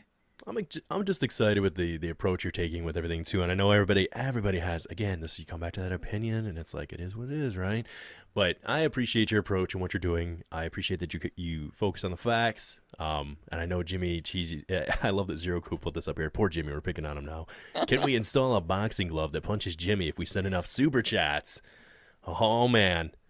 Yeah, I don't think Jimmy Nah, would like that too much. he's great. I think, he's been in the field for so long. When like I feel when you've been doing something for so long, especially a topic like this where so many people still do not add credibility to it, Mhm. you're really going to push for it. And he is a guy that speaks his mind. He does not hold back. And I think Yeah. over time, when you've been doing this for so long, it's going to happen to me too. I think I'm going to end up like starting to yell in my microphone and be like, hey, listen, okay? He said he was So waiting for you to do that. Let me tell you about them aliens. I'm just kidding. it's going to end up happening probably at some time much later in the future. Still, I have a lot of patience going for people. I can Yeah. talk about this very calmly, but maybe 10, 15 years time, I might just have my last fuse just break and I'll be like, all right, no, we're not. Mhm. This is happening. Well, I Get think with the program. we forget too, and a great thing that you're doing is that, you guys, there's people like your mom and other people that I knew and that are just barely touching the surface with, ancient aliens, and they're not aware of all the stuff that you grow a tolerance to, and you just are becoming aware. And I'm sure you started to notice now, Christina, this has happened to you, because I know you approached the subject with a lot of trepidation at first, is that you're starting to realize, okay, I know a lot more, even though I know there's so much I don't know, but I'm realizing that I know so much more than the average person, that I have to find the way to get back to. I got to find the conversation and how to correlate the relationship there, or I'm sorry, to not correlate. That's the wrong term. To help sustain, build the relationship between this phenomenon and where they're at in life. Well, And sometimes, go people ahead. don't want to be talked at. They want to be Mm-hmm. talked with. And I think a lot of Yeah. times when we hold these conversations, we talk at them saying, you need to believe me because I am the best. I have read thousands of books. I wrote 20 of them. So what I'm telling you is right. And we're not putting these people on the same pedestal as ourselves. Yes, maybe they don't know all the information. None of us really know that much when it comes to this topic. So we all need to be level headed and we need to talk with them. Exactly. Yep, that's the importance of it. I mean, it's just having the conversation, taking it, one topic at a time, because it's so broad. And even the great ones like, the Jimmy Churches or the Dave Scotts and different ones out there who've been in this game for forever, Melinda Leslie and Lorian Fenton. Jim Harold. Yes, or Richard Dolan. We got this thing going in our Twitter. Everybody's been sharing it to him like every other week or so, every Thursday. Whenever Ben and Joe yell out Richie, we all share and tweet it and tag him. But Well, these guys have been, Richard Dolan's going to be on the show for 30 minutes talking about Bob Lazar with Jimmy Church and I. So that's going to be interesting because I didn't know he heck was a yeah, Bob Lazar believer. I didn't know that about there's a him. lot of them. So it's going to be interesting having Jimmy, who doesn't believe in Bob Lazar anymore after 30 years of believing in him. Yes. And then you have Richard Dolan, who's a full-on believer, and they're going to butt heads. I want to be sitting in the background being like, where's the popcorn? But you know what's up? Another one you should look up on this too is that Ben and Joe had. His name is Jim Goodall. Jim Goodall was with, he knew, oh my gosh, Bob Lazar before this all happened, before he was working, Area 51 or S4 and all that. And he said when he went in to get the information about him, he was looking something else up. He was trying to get some, like, I forget what it was, man. Too bad Ben and Joe aren't here. But they covered this, and he went in to get some information. It was a basic thing in regards to some of his, like, driver's license, something else. And they not only told him to never come back again, but they pulled him aside and were like, you don't ever bring this name up. So he had people confirm that he worked there. So the arguments, and I know they're all over the place. I might tell you to reach out, send Jim Goodall an email. You can find him in even like the UFO Garage, like go to the friends list. He'll be in there, message him. He'd probably respond to you pretty quickly. And he has a ton of information on any aircraft that's ever existed. Like that guy has done so much footwork for all of us. He's been watching spacecrafts. Just the idea that he can relate and tell you this is something that's ours and this isn't, right? And he's one that has a lot of information in regards to Area 51 and the Bob Lazar story as well. So I'd say check him out. So either way, I'm going to look forward to it. I know there's a bunch of people here that have already said they are tuning in. They're ready to go. for they're going to go back and check out the first episode, and we'll be tuning in for you Tuesday. So we'll see how it goes. We'll try not to comment too much because I know it was that comment it was fire. I was so lucky to have moderators because which I love all of them. They're all amazing. And if they weren't there, I think I would have like sweat through my entire t-shirt and like panic. This right here, this is the important. Jim Goodall is the guy that took all the photos in Area 51. I mean, I can't confirm that actually. I don't know if that's true. But for now, until Jim Goodall says no, maybe that happened. We don't know. Oh man. Oh, Zenza Bill, how you doing? You're late. Say. We're about to end it, but it's so good to see you here, buddy. Yeah. She's getting out of here. But like I said, I've opened up the line. I've already got a 509 backstage. So if anybody else would like to hop in here and hang out for a little bit, I'd love to hear your opinions on the story we talked about tonight, or just whatever we got going tonight. I like engaging in the chat afterwards and seeing what's shaking in their life and just going on this ride. So Cristina, let's let you out of here. I know I went a little bit over on your time. Well, so you know what? Actually, I would love to hear a little bit about what people have to say. Can I stay for a little bit? Is that okay? Yeah, if you're cool with it. What I'll do then is, I guess what I'll do is, 509, I don't know if you're there. He's backstage. I'm going to give him a second so he's ready. If you are, I'm going to bring you on then, and we'll see what kind of questions they might have. Because I know he was here for most of the night. Anybody else that might be interested too, if you want to hop in, the only thing I might ask you for is if you could get some earphones. That will help me out immensely as far as the audio quality, and we'll bring you in to ask some questions. So let's add 509. 509, are you there, brother? He's on mute. Yeah, I noticed that. He is. We'll give him a second. We'll see. Maybe not. There he goes. What's shaking tonight, brother? If you're talking, we can't hear you yet. Someone said, what? Of course, overtime. That's true. Woo-hoo. Someone else said, Jim Goodall created Chad Smith in a lab. The truth comes out now. Now we really know what's going on. Something drew me to the computer, and here I am. Zenze Bell. Bill, I apologize. Another William. That is the important thing over here. He says he has no audio. Why don't you 519? I'm gonna put it back up in the chat again, you guys. I'll put the link in there again, and then try going that round. I'll or he said he's gonna try and fix it. Maybe I'll take you out if you need in a second, and I'll put it back in. But Cristina, to that point, how have you been balancing the No sleep. whole? Just no sleep. I just don't sleep. So I wear a lot of makeup under my eyes. I drink a lot of caffeine. I have caffeine pills as well. And that's how we go through it. I'll take like cat naps, you know? Very nice. That's it. But it's the makeup is the secret. Matrix right here, 204. Welcome to the chat. I believe I've ever seen it here before. It says, hi, Cristina. Do you know noodles? Aren't you starting? Didn't you started that on your Instagram? I did. Well, actually, okay. No. To be fair, it's on the Singularity Lab. Michael Mataluni has a beautiful wife called Kristen. She's the one that gave me the Twitter name handle, Ramen Around. And it was so casual. She's like, what about Ramen Around? And my life just flashed before my eyes. And I'm thinking, it's really good. That was the best idea ever. And she was so casual. Like it was just like magic. And I'm thinking, it would have taken me months to think of that name. Yeah. Let me see. It looks like we have one other one in the back as well, but they're asking us to give them just a second. So there's a couple people here. They are here. They're just, they're not professionals. And honestly, I'm offended, guys. I mean, I'm just kidding. I mean, tech is hard. Tech is hard. Dude, it's, oh my gosh.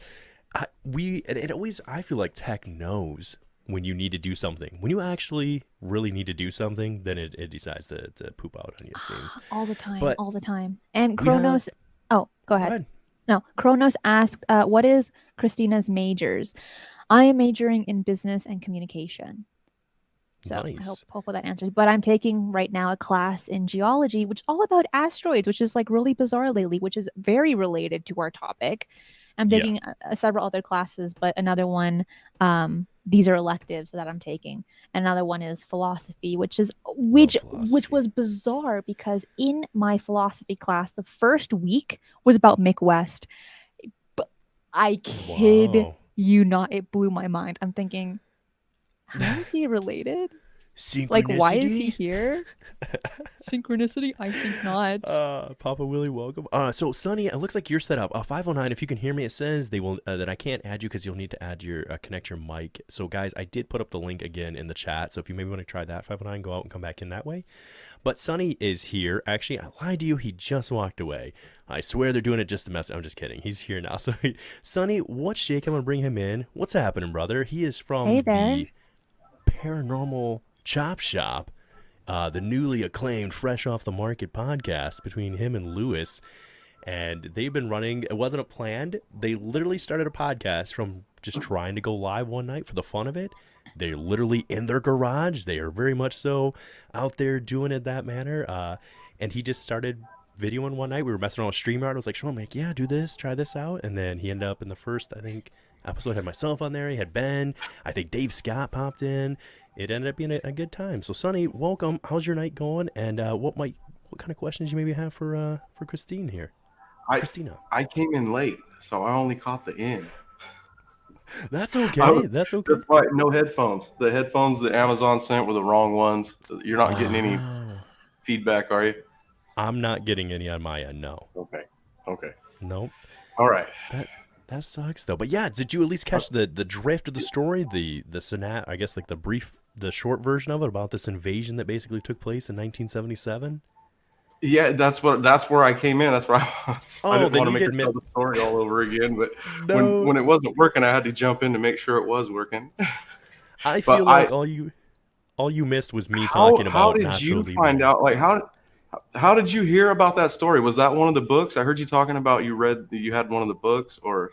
Yeah, I read one of them, but I just casually come across information while doing just casual research, also going through Twitter, you find the weirdest things. But one of the books that I read that covered the topic, and I'm looking for it to make sure I say it exactly right. It's called UFO Danger Zone: Terror and Death in Brazil. Where Next? And this was published in 1966 by Bob Pratt. Yeah, it's a well-written book. And it's about multiple encounters. Not 1966, 1996. 96. Right. Yeah, not 66. Not bad. I also like how I'm assuming it's Wayne, but I could be wrong. It could be Michelle over at the Michigan UFO Sightings and Paranormal Encounters podcast. It's like Cristina and I need to have a conversation about how we are ending our shows in the same way. Keep your eyes on the sky. I don't know. I feel like that's a great message to put out there, right? It is. And the beautiful thing is that when it comes to this topic in particular, a lot of the things that we see are in the sky. So I think it doesn't matter who says this thing, but to just remind people that we are disclosure. We are the ones that are seeing these things, having experiences, documenting them ourselves. And we need to always have our eyes out there versus on our phones. Yep. One more time, I want to try and bring in 509 here and see if it works. Yeah. Go rock ahead and keep on. going. And this whole thing with my show and talking about having your eyes on the skies, that's definitely my mission, especially to my generation who are called Zoomers. I just learned that today. It's not Gen Zers, it's Zoomers. And now I feel old thinking about that. But these guys are just barely getting ready and joining in the topic. And I think all of us need to have our arms open and welcome them in, because there's going to be a lot of them coming in pretty soon. Very nice. 509, are you there, brother? Hello, yes, I'm here, man. Can y'all hear me? Yes. All right, sweet, man. It's clear, crystal clear. I had to switch phones, I guess. I know, it definitely is different on the phone. I'm setting up my laptop. I'm getting the laptop set up right now. I have to. No problem. Yeah. Now, I know you were in here. I might not have caught it right from the very beginning, but did you get to hear kind of the end of the story a little bit, as far as what we were discussing with the event there in 1977? I've heard a little bit about that here and there. Well, I got you. What particularly are you? Oh, it's just the story we covered. About. Yeah, what she presented tonight was just this idea that we had. What'd you say, Cristina? I think it was something like, what was it? 500 photos. Oh my goodness, 300. No. I can tell you that right now. 15 hours of footage. It was 500 photos, 3,000 witness accounts, 15 hours of film, and 2,000 files were accumulated. Yeah. Sounds like the WikiLeaks dump, or like a portion of it. Well, a lot of that information was not given to the public, but you can find a decent amount of it on the Black Vault. So a lot of eyewitness accounts of where people had these encounters, and this information didn't come public until 2003, even though the Colares incident happened in 1977. So it was about 30 years until some of this information became public. Yeah. 2003. That's right after 2001. Tower situation and the around the Nimitz. So I wonder what's happening between that 2000 and 2004 period and between this government, the Bush era, man. That I'm sure that's a whole lot another story. Yeah, that's well, it something wasn't that I long thought enough. about. That's the TT. Well, no, that's not right. I guess that wouldn't have been right when that was up and running. I do feel that there was. I did way back, long time ago, a timeline just showing the correlation between the government-funded studies into the UFO or UAP topic. It was UFO back then, and there was this massive gap between late 70s to basically TTSA, and I'm sorry, not TTSA. Oh my gosh, with Lou Elizondo. I told Cristina this is happening to me earlier. Sonny, I turned 30. I can't remember anything anymore. God's sake. So the TTSA and Jacques Vallée, like they're part of old government programs, and I had barely found that out this year. I knew about them, and then I was like, wait, hold on, these guys are dating back to the government like further in time. Oh, this gets a little more interesting that they're coming out now. Like everybody's coming out now, and I wonder they got kicked to the curb after they were used, like most people in the government. Yeah, and to be clear for anyone that might have just be listening with the audio without the visual, it is ATIP. That is the program. My goodness, how I forgot that. But there was this massive gap in the supposed studies, and I always felt that there's no way. I was like, and now finding out like about this story, I was like, see, there was stuff going on. It's just it never came out. To the Stars Academy, close. That was what we got formulated by Tom DeLonge, I believe, and some others. So. Which is its own thing. I mean, and that's another thing that gets really heated. Some people feel that they're just a government shill, that they're like the fake disclosure.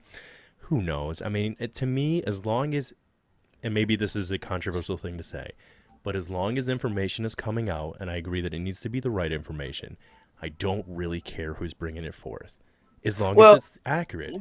It kind of sounds to me that these American regimes and these higher powers were the first ones and were the, like, I would say, well, not since back in the day, Russia, and they were the first ones way back in the day, but like now in these 2000 eras, we're like taking the charge and being the American, millionaires, billionaires who want to go and take it to the stars. So I'm sure that this is all just part of the program.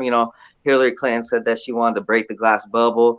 If you look at a lot of these different things, these dudes are speaking out compared to other countries where they don't really want to battle the stars and take it to the stars. It seems like it's only us, which is why there's a whole lot of focus and camera attention on us and criticism on us and our program.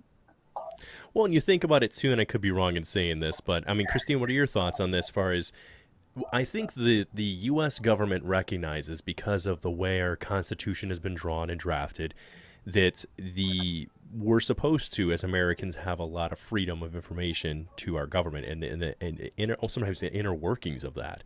So what I'm saying is that anytime they make something public information to the public, the general public, it is now public to the entire world. So I don't, because in your situation, what happened here in '77, their military comes in, right, and they occupy for 3 months, give or take, in the streets nightly. Is that about right? Was the military itself actually there? Well, It was also rumored that the U.S. military was with the Brazilian Air Force during that time as well.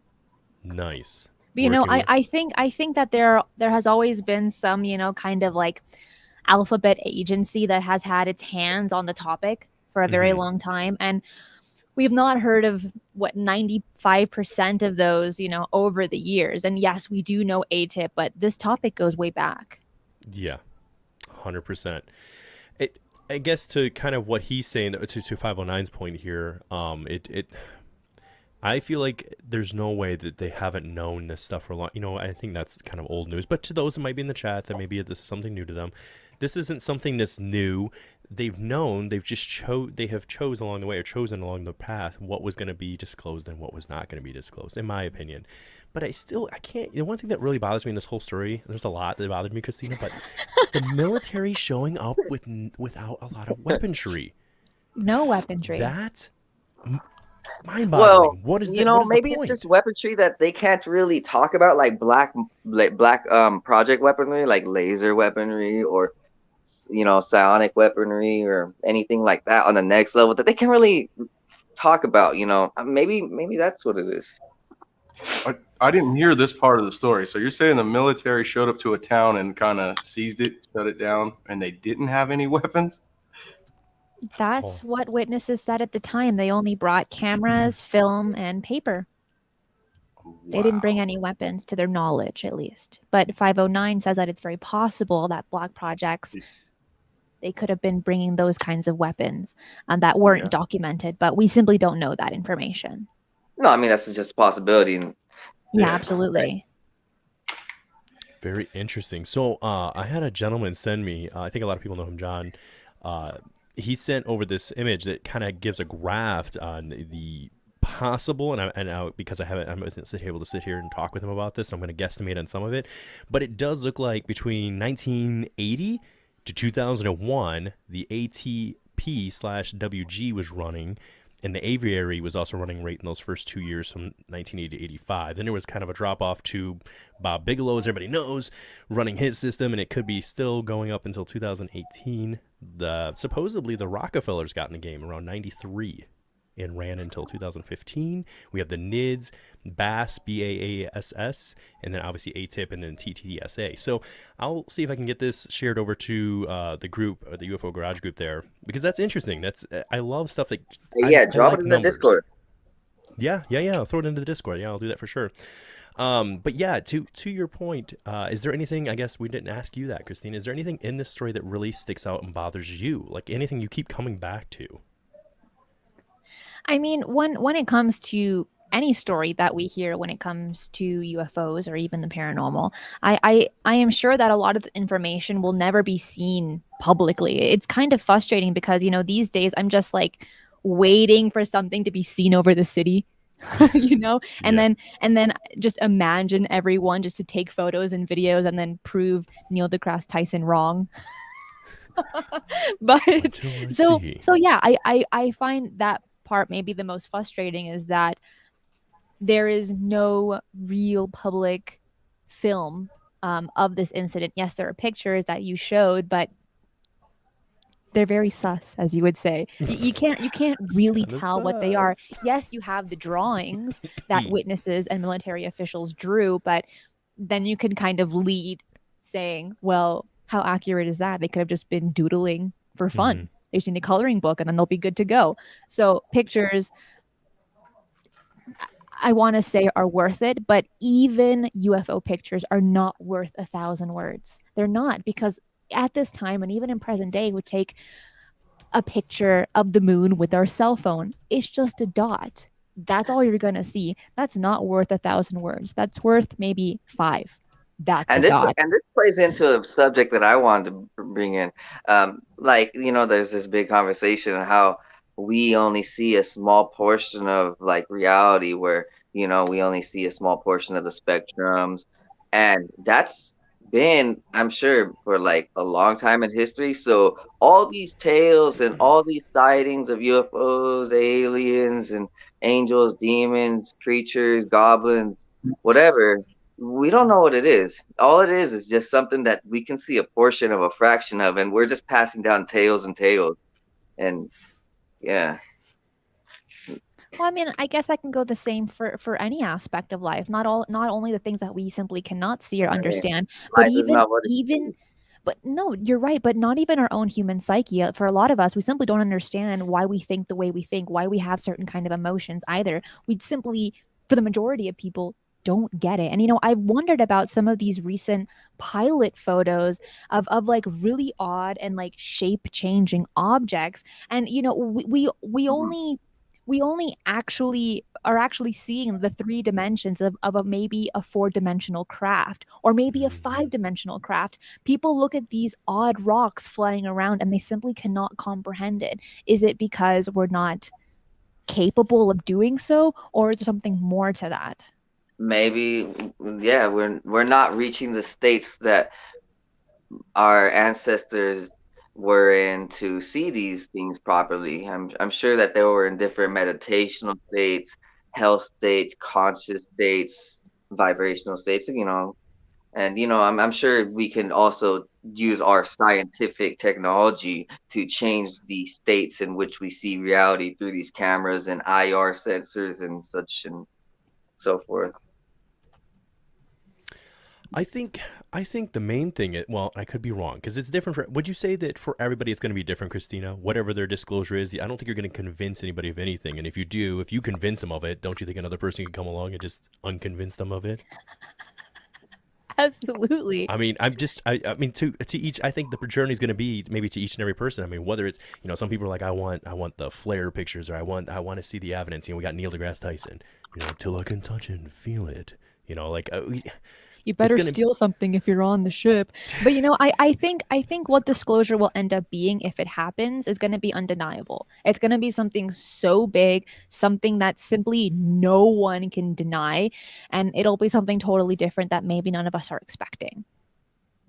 I would like to say that disclosure has been happening since 2012, possibly, and the age of Aquarius, this new shift in consciousness. Disclosure is probably a long process. It's probably just not going to happen overnight. It's a marathon, not a sprint, as Lua Elizondo would say. But I mean, but I guess what I'm saying is like the truth of it all. Yes, we're getting a slow drip of disclosure. Yes, we're getting UFO offices coming in, not only in the United States, but also in the UN. But I think the truth, the actual disclosure, it could just happen like that, and it's going to blow people's minds. I mean, what is the Skinwalker connection? What is the interdimensional connection? Can we bring that into the UFO phenomenon? And if so, how? Or what are the connections between it? How are all of these things connected, or are any of these things connected? So I think all of these questions that are kind of pushing towards the truth, if it all comes out, it's going to make a really big difference. And what I talk about of astral projection and being abducted, is there a spirituality to all of this after all? Could it be? I mean, I don't know. These are just mere speculations to all of these facets of all these slightly different phenomenon that you can probably put under the same umbrella. But I really do believe that the total truth at the end will be what we least expect. Yeah. I think Tommy, my God, I can't multitask apparently with writing and talking. Tammy Finnegan, the lovely Tammy, she says, I don't believe that the disclosure we want is even up to the government to decide. It is up to the aliens. And I don't think you're too far off with that, Tammy. I think they just want to give the illusion that they're in charge of this. The only thing that does stick out to me about Lou's interview that he said, and a couple of them, is that essentially, because some people brought up, like, listen, we all know, right? Like, you guys literally, we had 3 different agency, well, at least 2 different entities from our government come out and be like, yeah, there are other worldly crafts, like, they're here, right? And everybody's like, cool, I gotta go to work or something. Like, they didn't care. Like, nobody was like, nobody freaked out, okay? But with him, he said it's gonna be a lot more than we think. Like, what was his exact verbiage he used? That something along the lines of, you can't even imagine what you think it's gonna be. And I don't know why. That's always kind of bothered me just a little bit of like, what is that thing? Is that tied back to the missing 411? Are we part of this food chain supply? I mean, there's a lot of dark routes you could go with it, and none of us know, but it is fun to talk about.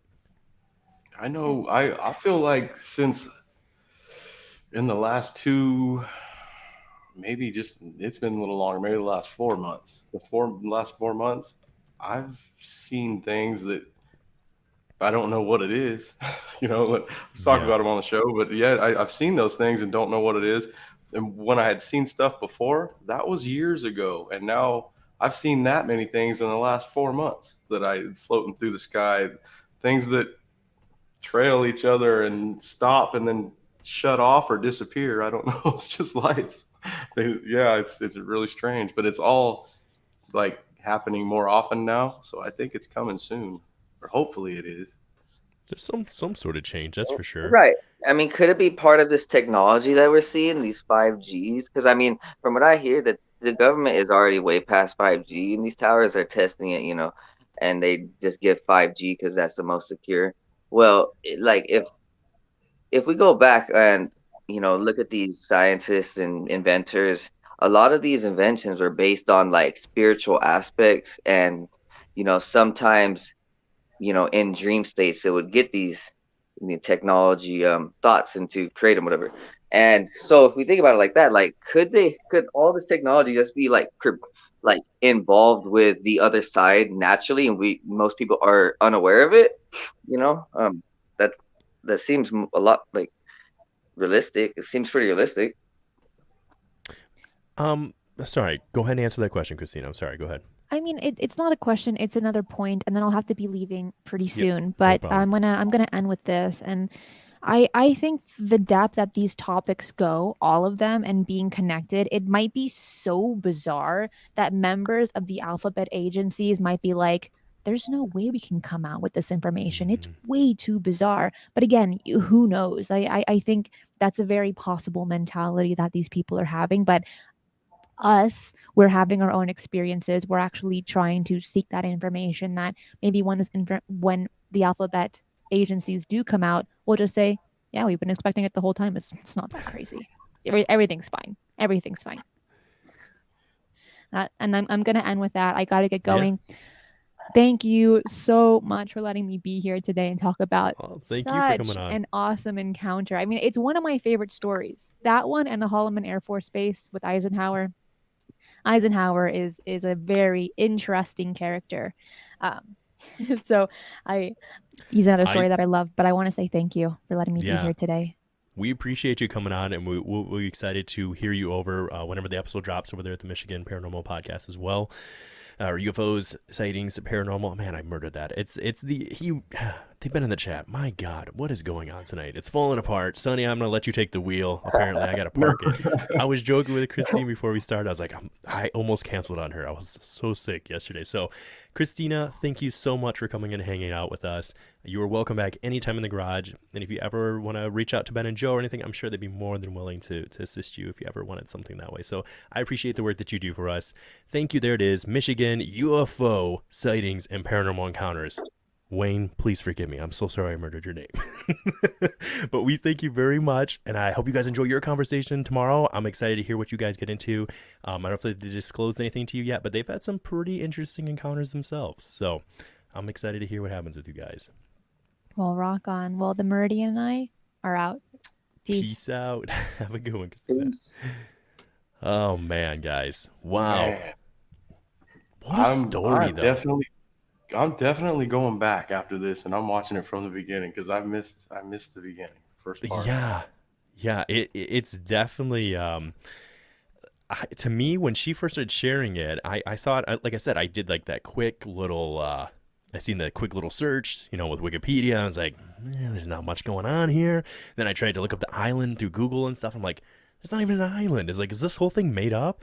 And then I'm trying to punch it in, and then it's so funny because Cristina and I were already talking, kind of had this date picked out, and we originally were just going to go on and just chat about whatever. And then I was like, let's do this story. I was like, I've been interested in the story. And then I find out she's already done an episode on it, and she's like one of the only people out there, it says one other podcast, who had gone in depth on it. And I'm like, guys, this is bigger than Roswell. This is like, Roswell is, there's a lot of speculation. There's a lot of what ifs and whatever. And I'd love to do that one day. But man, this is like, we've got the military documents. We've got the firsthand accounts. We know the military says have these accounts. They're not being shared. They're not being disclosed. I know that the Black Vault is working towards that, and some other members within ufology there in Brazil are doing amazing work to make that happen. But then it's just still buried at this point. So I don't know. We're going to see what happens. But yeah, Sonny, how was your night going? I'm sorry to hear your headsets didn't come in right away there. Oh, they did. It's just no hardwire ones. That's right. That's right. So real quick then, for anybody who might be heading out of here, I'd just like to plug something really quick, and that is, you guys, please go check out Spaced Out Radio tonight. Let me put this up here. Hang on. I got something typed up here. Here we go. All right. So, guys, if you could go check out Spaced Out Radio tonight, we have Lynn Wallington. She'll be coming on in about 50 minutes here. And it looks like she has Ryan Burns as her guest. Researching the, Utah bison. Oh, man, God's sake. Why do I try to read words for the first time live on the air for everybody to see? But it's the basin and the mysterious event over there that took place. Man, it like cut off too, so it's even worse.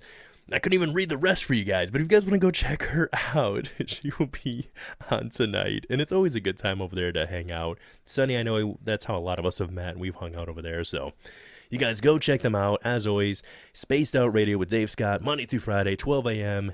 Eastern Standard Time. And then you got Lynn Wallington. It's Saturday through Sunday, and she is running the weekends.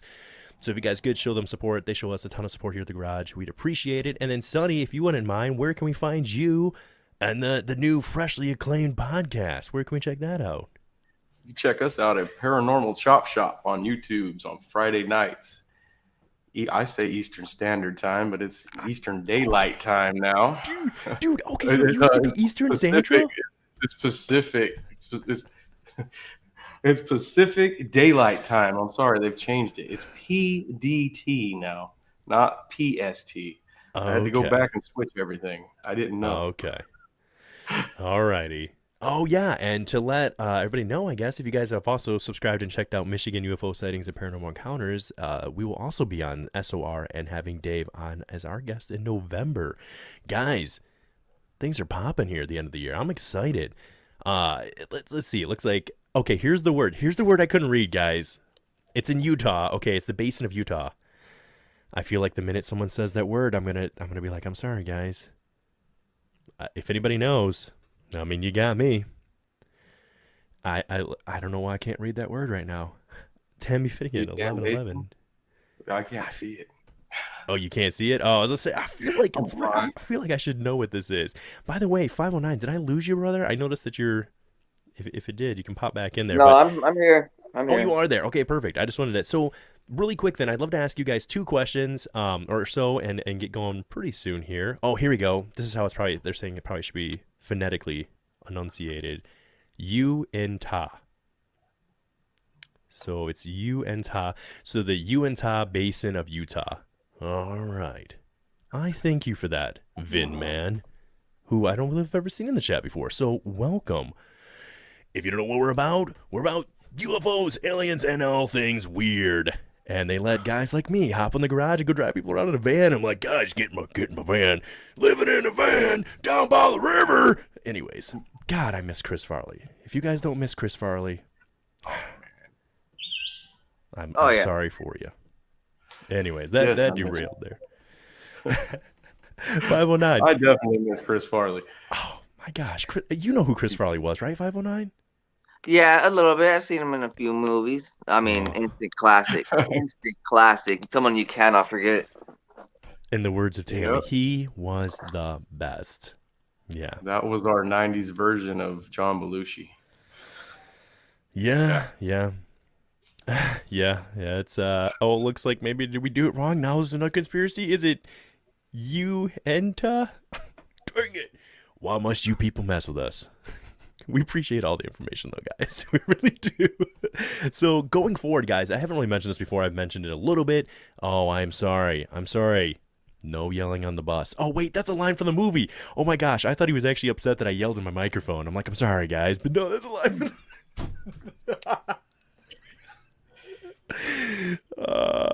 I love that one. That's one of my favorites, too. Richard, what did you do, Richard? The whole like, is there something like right here? Who's your favorite little rascal? Was it Spanky? Was Spanky your favorite? Fat man and a little bit sick. Oh man. Anyways, that's one of the things someone was talking about the other day. We were talking about Saturday Night Live, and I was like, guys, I just don't feel like it's been as good since then. There was just so many great comedians that went through there. Like, dude, we been on it for a little bit, right? Norm Macdonald. Oh, Norm Macdonald. Man, he was hilarious on their Saturday Night Live. Look at this. Their news skit. That every time he did that, it was funny.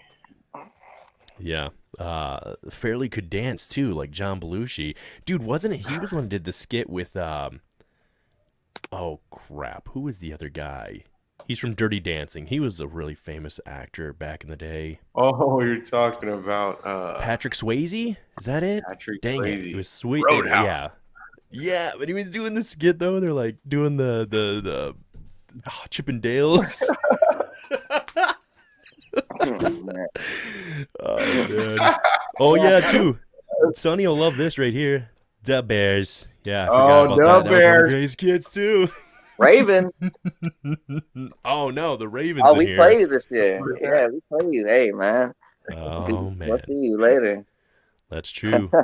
Lamar's having a rough year though. I don't know. I feel like Oh no, dude, he has the most passing yards, I think, as a quarterback. Well, he's up there. He's leading the quarterbacks in overall yards. To be honest. I still wouldn't want to face He's having him. an amazing year.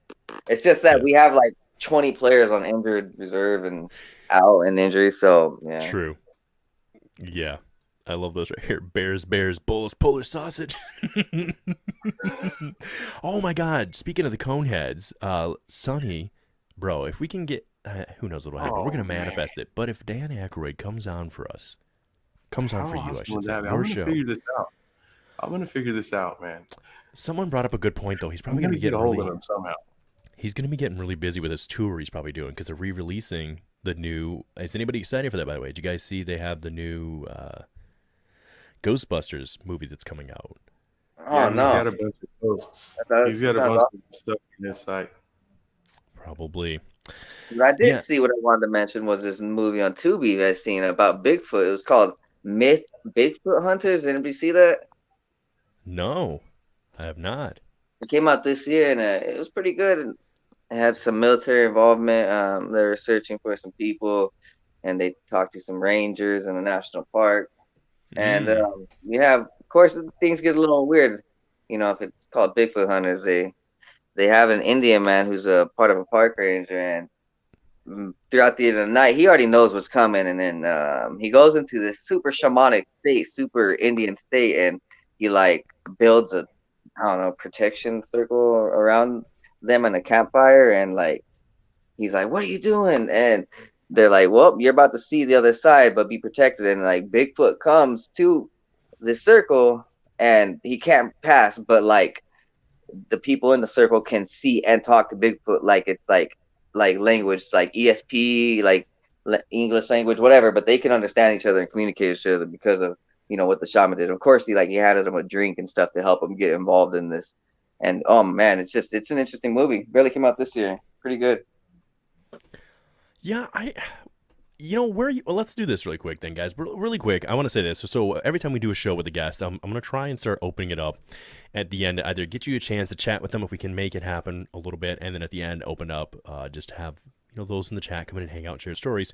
So if you guys ever want to, feel free. I might even share the link again if someone else wants to pop on and say hi. Even if it's just saying hi, I get a chance to see you and hear your voice. We get to put a voice with the name, and it's great. But really quick, what are your thoughts on Bigfoot then, 509? I mean, possible, plausible? What do you think? Oh yeah, dude, I mean, I'm not gonna be oblivious to anything. Like honestly, we're probably the aliens to this world. Like us humans, we're probably the ones who weren't the first ones here, and just to think that there's not other species, it'd be blind to me. Yeah. Sonny, where is your stance on the big man himself? I think he's real now. You know that. After seeing that video, you do. there's something crawling up that mountain that's not a bear. Look, he's right there behind me. Sometimes you guys just don't see him, but he's back there. He's hiding. I see it. I mean, I kind of think that maybe that the ancient, stories about how like we had humans who were literally like hairy people that were like part of our tribe, but they just kind of broke off. I mean, I'm sure that in some way their DNA is probably half of what ours is. We went a different route, and Yeah. Who do the guys have on that they asked that? Was it Cinnamon Terry? And he was saying he didn't believe in Bigfoot.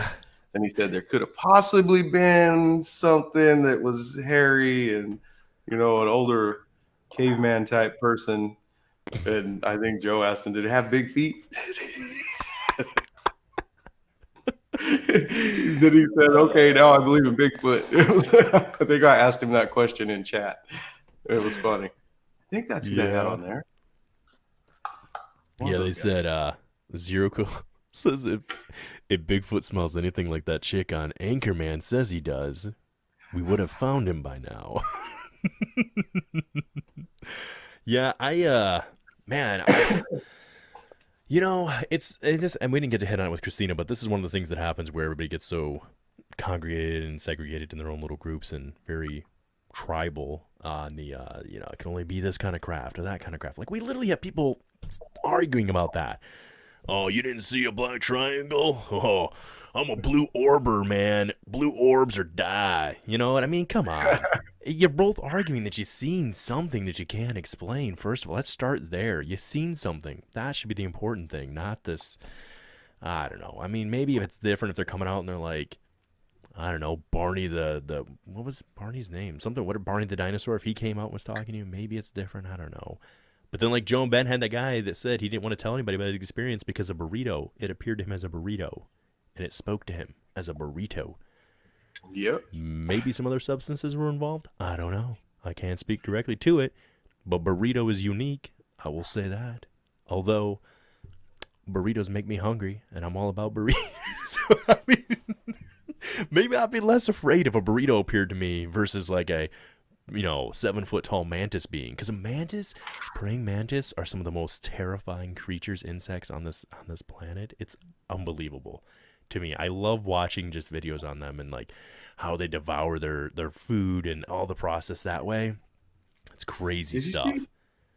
It was a couple months ago. I put a couple of pictures up on UFO Garage, their podcast, their channel on their group page, on Facebook. With the little one, right? There was that little praying mantis that was sitting on the Buick. He was just sitting there watching me the whole time. And I got up to go over there and just walk by, and I never seen him do that before. That picture I put up where he's down like he's gonna jump on me. That was a mean little thing, dude. I never seen one be mean like that. Some of them, I guess I've never been bit by one because I don't mess with them, but people tell me they'll bite you. Oh, they'll bite you, and the way that they do it, like once they get their mandibles or whatever you want to call them, and they lock whatever down that they got, dude, they're just eating something from the side of its head, and they're just like, nope, this is how I'm going to eat you from the bottom up. You're going to watch me do it. Yeah. It's just crazy stuff. There was a YouTube video where a guy has got one on his thumb, and he's letting it eat like the skin off his thumb. It's what? Until he bleeds. Oh, like oh man. Yeah, it just starts eating. It's like a little saw. He just goes right through his skin, and yeah, I was like, this guy's crazy. He let him do it till he bled.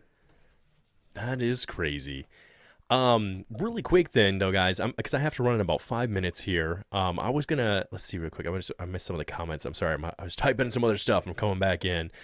I've had a few burritos talk back to me. I don't even know if I should have read that out loud, because I'm like taking it so many ways right now. I don't even know.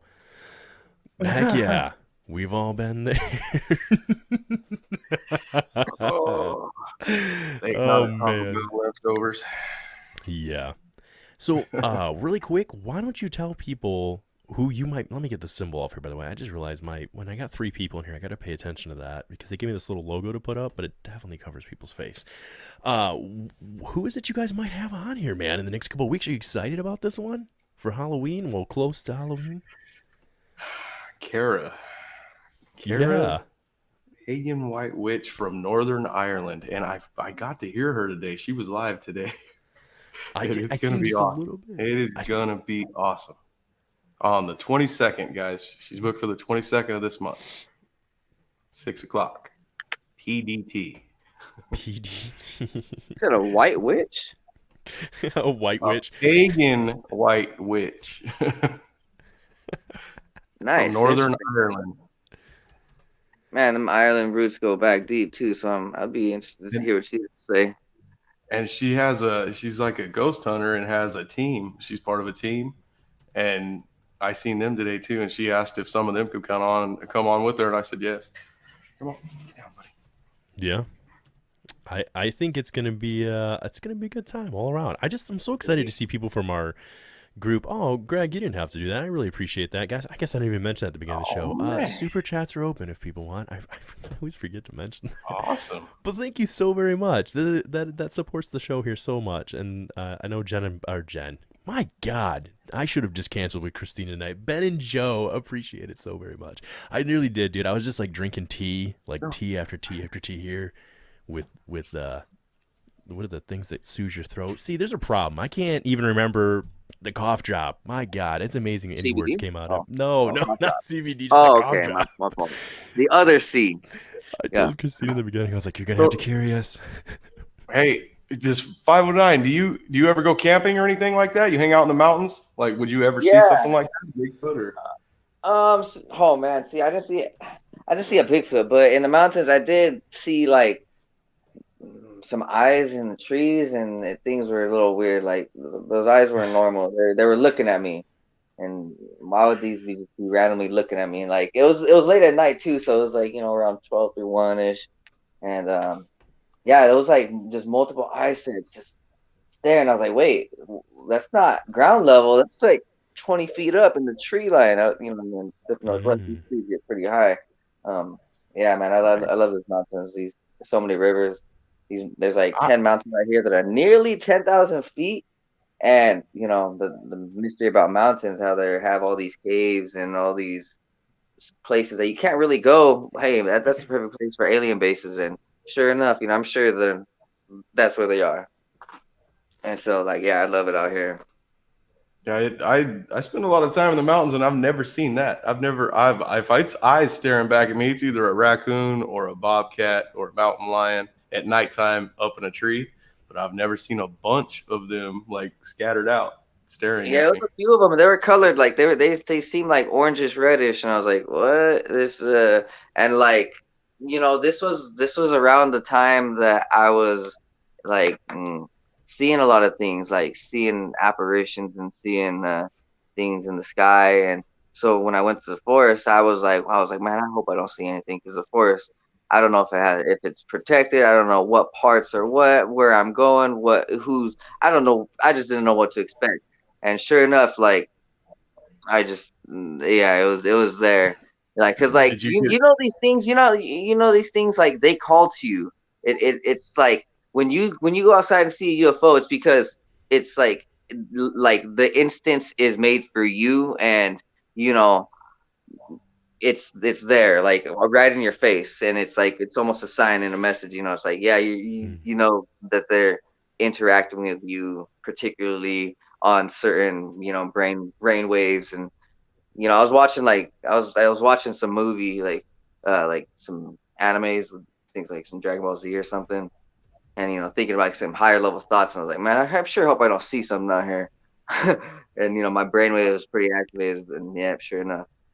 I mean, that's what it is. I'm sure that like once we start getting higher level conscious thoughts and brain wave patterns, that these beings are like, hey, that guy's a little bit different. Let's go ahead and see if he can see us.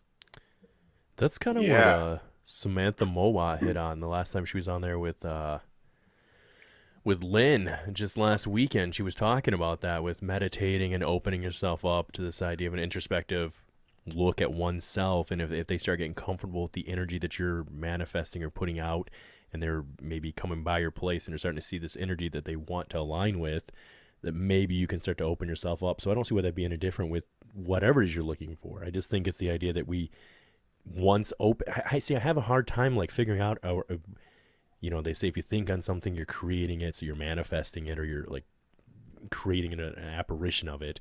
But then maybe you're just being open to that frequency and that energy. So you're creating it, but maybe you're just creating that. Or yeah, like we're matching the frequencies more. Exactly. Like, yeah, because I think it's always there. I don't think it's something I've always felt, and maybe it's different for everybody, but Did you guys feel like when you were growing up that you were being, I don't say this in a weird way, but like watched, as in like, that people were always with you, as it were? Did you ever feel that way?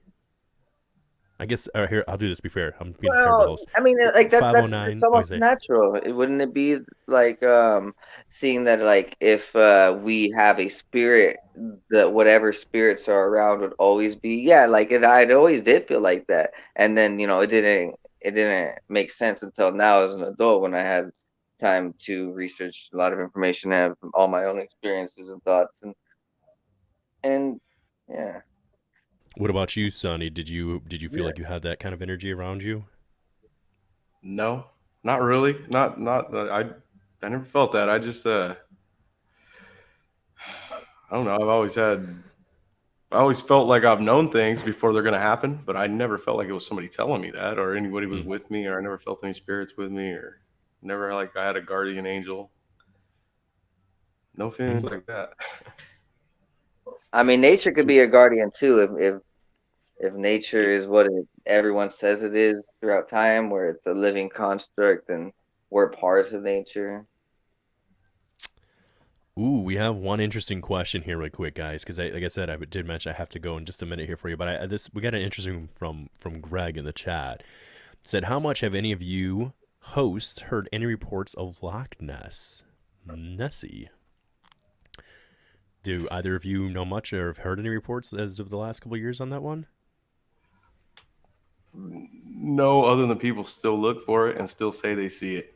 But the only last pictures I've seen are the same ones we always see, where it's coasting through the water. There's a new one now. It almost looks like a log, but that wasn't Loch Ness. It was a different. Yeah, I heard about that. but yeah. What about you, 509? Do you hear much on this at all? Not really recently. I just, probably would have some thoughts that Loch Ness would be one of those ancient megalithic creatures that survived, throughout the times and cataclysms. Yeah. Oh, I mean, do you guys, both of you, know the location roughly, give or take? Kind of like, yeah, kind of. A little The bit. location of the lock. If I knew that, I'd have pictures. Sonny's smart. Sonny's listening.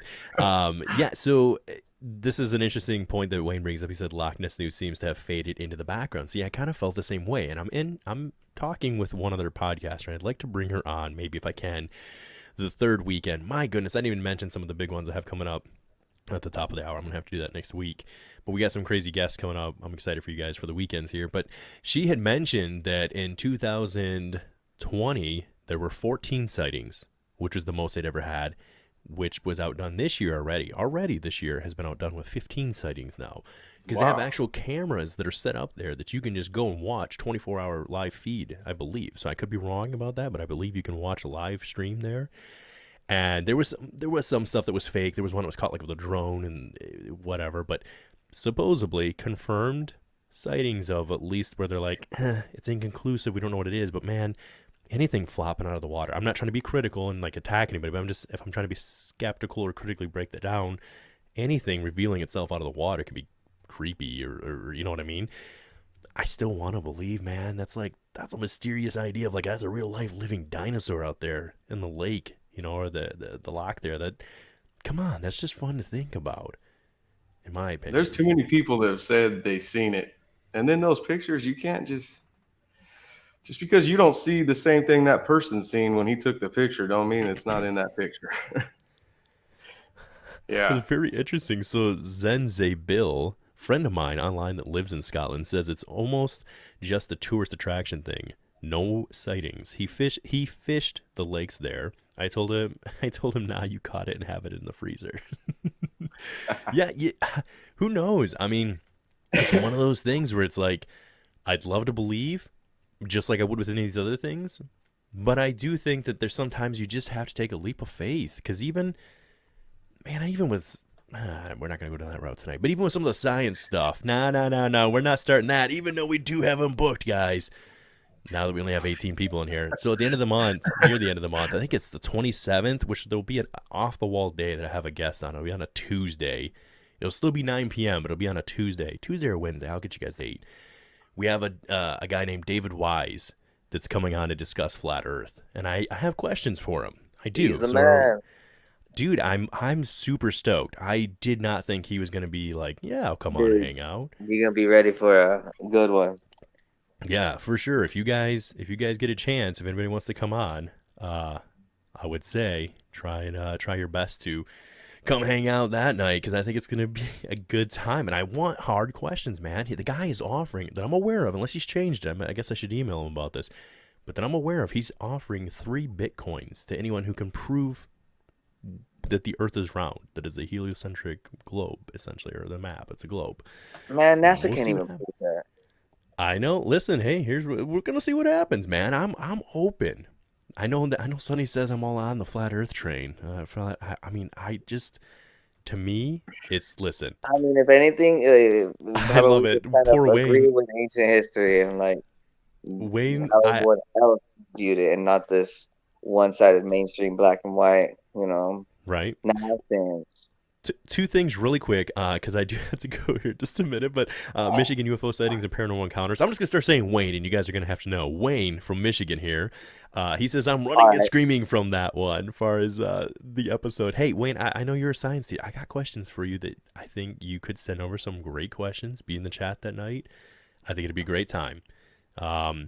Looks like really quick. I could be wrong, but... I'm going to try add him to stream. Maybe hop back in. Zenze. It says Bill. Let's try and add him. Are you there, Bill? Nah, I don't think he is. I just seen the message over there. My connection is too weak. No worries. Yeah, that's all right. There. If you're if you're ever close enough again, we'll get you on as far as He's not there. Oh, I'm so sorry. Oh, you are? Okay, I'm an earth scientist, dude. That's what Wayne says. What did I say you were? Did I say you were something else? Listen, you got to remember if I said the wrong thing. I couldn't remember what a cough drop was called 2 minutes ago. Oh, I got like a lot of cough medicine in me right now. Things are woozy at this point. I don't know what's happening. Oh, you're still waiting on Starlink. Hey, so is our buddy out there in Kansas. He's waiting for that as well. You guys should definitely go check them out. That is Mark and Phil with the What If Tomorrow podcast. So, well, I'll tell you what. 509, is there any way anybody can find you and possibly follow you if they want, as far as keeping up with you on Instagram? I know that's where you kind of are pretty active. Yeah, Instagram and 509 Divine Pines podcast, and 509 Divine Pines, 2 separate accounts for now. I'm working on getting this conspiratorial, spiritual, paranormal page going, and now while I set up this room.